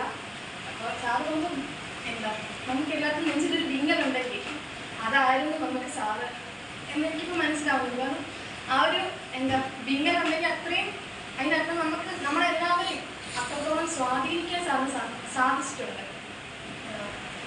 ചിലപ്പം ഒരുപാട് പഠിപ്പിച്ചിട്ടുള്ളവരിതൊന്നായിരിക്കില്ല, കുറച്ച് സമയമുണ്ടെങ്കിൽ ഒരുപാട് നല്ല ക്വാളിറ്റീസും ഒരുപാട് ജീവിതാനുഭവങ്ങളും സാറിന് ഒരുപാട് നല്ല എക്സ്പീരിയൻസുകൾ നമുക്ക് പറഞ്ഞുതരാം. ഇവിടെയുള്ള എല്ലാ അധ്യാപകരും ഒരുപാട് എന്താ ക്വാളിറ്റീസും ഒരുപാട് ഇതുള്ള ആൾക്കാരൊക്കെ തന്നെയാണ്. ഒത്തിരി അച്ചീവ്മെന്റ് ഡോക്ടറേറ്റ് വരെയുള്ള ആൾക്കാരാണ്. പക്ഷെ എനിക്ക് തോന്നുന്നു ഇവിടെയുള്ള ഒരാൾ പുറത്തു പോയി പഠിപ്പിച്ച ഒരു എക്സ്പീരിയൻസ് ഉള്ള സാർ മാത്രമേ ഉണ്ടാവുള്ളൂ. അതും നമുക്ക് പകർന്നു തന്നിട്ടാണ് പോകുന്നത്. കിട്ടിയതെല്ലാം നമ്മളോട് ഷെയർ ചെയ്തിട്ടാണ് പോകുന്നത്. സാർ ഒന്നും കൊണ്ടുപോകുന്നില്ല, നമുക്കെല്ലാം പറഞ്ഞു തന്നിട്ട് ഇങ്ങനെ ഓപ്പർച്യൂണിറ്റീസ് ഉണ്ട് എന്ന് പറഞ്ഞു തന്നിട്ടാണ് പോകുന്നത്. നിങ്ങൾ ടീച്ചർ മാത്രമായി ഒതുങ്ങി പോകരുത്. ഞങ്ങളോട് ഇവിടെ വന്നപ്പോൾ തന്നെ തിരുവനന്തപുരം നിങ്ങൾക്ക് വലിയൊരു ഓപ്പർച്യൂണിറ്റിയാണ്. ഇവിടെ ഒരുപാട് കോച്ചിങ് സെൻറ്റേഴ്സ് ഉണ്ട്, അതൊക്കെ നിങ്ങൾ യൂട്ടിലൈസ് ചെയ്യണം. വെറും കൈയോടെ ഇരുന്ന് പോകരുത്. ഈ 2 വർഷം കഴിഞ്ഞ് പോകുമ്പോൾ നിങ്ങൾക്ക് നിങ്ങളുടേതായിട്ട് എന്തെങ്കിലും കൊണ്ടുപോകാൻ ഉണ്ടാവണം. BEd സർട്ടിഫിക്കറ്റ് അല്ല, അതിലുപരി എന്തെങ്കിലും നമുക്ക് കൊണ്ടുപോകാൻ ഉണ്ടാവണം. എന്നാണ് സാർ പറഞ്ഞത്. ഞാൻ ബി.എഡ് വളരെ ഇഷ്ടപ്പെട്ടെടുത്ത ഒരാളാണ്. പക്ഷെ ഇവിടെ വന്നപ്പോൾ എനിക്ക് നിർത്തിപ്പോകാൻ ഒരുപാട് തവണ തോന്നി. പക്ഷേ ഈ ക്ലാസ് എനിക്ക് വളരെ സന്തോഷമാണ്. നമുക്കില്ല സ്കില്ലുകൾ കുറവുണ്ടെന്ന് എനിക്കും അറിയാം. ഞാൻ ബി.എഡ് എടുക്കാനുള്ള ഒരു കാര്യം എനിക്ക് ചിലപ്പോൾ വലിയ ആൾക്കാർ പറഞ്ഞു കൊടുക്കാനുള്ള കഴിവ് നമുക്ക് എല്ലാവർക്കും ഉണ്ടാവും. പക്ഷേ ഒരു ടീച്ചറിന് വേണ്ട ഒരുപാട് സ്കില്ലുകളുണ്ട്. അത് നമുക്ക് എല്ലാവർക്കും ഒരേപോലെ ഉണ്ടാവില്ല. അപ്പോൾ ആ സ്കില്ലുകളൊക്കെ നമുക്ക് കിട്ടാൻ വേണ്ടി സാറിപ്പോൾ നമ്മൾ മൈക്രോ ടീച്ചിങ് എടുക്കുമ്പോൾ സാർ ഫോണിൽ നോക്കിയിരിക്കുമായിരിക്കും. സാർ ശ്രദ്ധിക്കുന്നുണ്ടാവില്ല. അപ്പോൾ ആദ്യമൊക്കെ എടുക്കുന്ന മിക്കവാറും എൻ്റെ ക്ലാസ്സിൽ ആദ്യത്തെ ആരും ഞാനായിരിക്കും. ഞാൻ കയറുമ്പോൾ സാർ മൈൻഡ് ഒഴിവാക്കാതിരിക്കും. ഞാൻ വിചാരിക്കും മണ്ടത്തരം പറയുന്നതുകൊണ്ടായിരിക്കും സാർ ശ്രദ്ധിക്കാത്തത് എന്ന് വിചാരിക്കും. പക്ഷെ അവസാനം സാർ അത് റിവ്യൂ ചെയ്ത് പറയും ഏത് സ്കില്ല് എടുത്തത് എന്ന് സാർ ചോദിക്കുന്നല്ലോ. സാർ കേൾക്കും. ആ ഒറ്റ വാക്കിൽ നമുക്ക് നമ്മളെ അനലൈസ് ചെയ്ത് പറയാം. അല്ലെങ്കിൽ നമ്മളിപ്പോൾ പേടിച്ച് വിറച്ച് തുടക്കത്തിൽ എടുക്കുമ്പോൾ നമുക്കൊരു പേടി ഉണ്ടെങ്കിൽ സാർ ആദ്യത്തെ ഒരു പേടി ഉണ്ടായിരുന്നു, അത് കഴിഞ്ഞ് നന്നായി എടുക്കും. ആ കുറ്റമായിട്ടല്ല, പക്ഷെ ഓരോ തവണയും നമ്മളെ ഇമ്പ്രൂവ് ആക്കാൻ വേണ്ടിയാണ് സാർ പറയുന്നത്. പിന്നെ ഞങ്ങളുടെ ക്ലാസ്സിൽ ആർക്കും സംസാരിക്കാനുള്ള ബുദ്ധിമുട്ടില്ല. സാറ് കൊണ്ടിപ്പോൾ ഒരു സ്കില്ല് കെട്ടി നിങ്ങൾക്ക് എല്ലാവർക്കും സംസാരിക്കാനുള്ള സ്കില്ലുണ്ട്. അപ്പോൾ നിങ്ങൾ അതെടുക്കണം. നിങ്ങൾക്ക് ഇല്ലാത്ത സ്കില്ലുകൾ ഇമ്പ്രൂവ് ചെയ്യും. അങ്ങനെ നമ്മളെ പലപ്പോഴും മോട്ടിവേറ്റ് ചെയ്തിട്ടേ ഉള്ളൂ. അപ്പോൾ സാറ് പോകുമ്പോൾ എനിക്കറിയില്ല. എനിക്ക് സാർ പോകുന്നതെന്ന് അറിഞ്ഞപ്പോൾ തന്നെ ഭയങ്കര സങ്കടമാണ്. അത് ഈ പരീക്ഷയ്ക്ക് മുമ്പേ ആദ്യം മുതലേ തുടങ്ങിയതാണ്. ആദ്യമൊക്കെ ഞാനും അമലും ഒക്കെ ഒരു ബെഞ്ചിലായിരിക്കും. അപ്പോൾ അമല് പറയും നിങ്ങൾക്കൊന്നും ഒരു വർക്കുമില്ല, പേടിക്കണ്ട, സന്തോഷാനൊന്നും പഠിപ്പിക്കത്തില്ല, പ്രഷറില്ല, അങ്ങനെയൊക്കെ പറയും. പക്ഷെ അന്ന് മേഴ്ചേച്ചി വന്നില്ലേ വിളിച്ച് പറഞ്ഞാലും അതുപോലെ ഞാനും പറഞ്ഞിട്ടുണ്ട്. ഫിലോസഫിയുടെ ക്ലാസ്സിൽ അത് പിന്നെ നമുക്ക് സെക്കൻഡ് സെമ്മിലെ ഒരു മിസ് അച്ചീവ്മെൻറ്റ് ടെസ്റ്റിലേക്ക് കാര്യം അവിടെ പറഞ്ഞപ്പോൾ സാറ് ഞങ്ങളെ ടെക്നോ പെഡഗോഗ് എങ്ങനെ ആയിരിക്കണമെന്ന് ഫസ്റ്റ് സെമ്മിലെ പഠിപ്പിച്ചിട്ടുണ്ട്. സാറിൻ്റെ സംസാരങ്ങൾക്കിടയിൽ അത് വന്നിട്ടുണ്ട്. അച്ചീവ്മെൻറ്റ് ടെസ്റ്റും അത് ഡയഗ്നോസ് അതൊക്കെ വന്നിട്ടുണ്ട്. അപ്പോൾ അതൊക്കെ നമ്മളെന്ന് പറയുമ്പോൾ അമ്മ അന്തം വിട്ട് നോക്കിയിരിക്കുന്നത് ഇതൊക്കെ നീ എന്നെ പഠിച്ചില്ലേ എന്നെ സംസാരിച്ച് പറഞ്ഞു.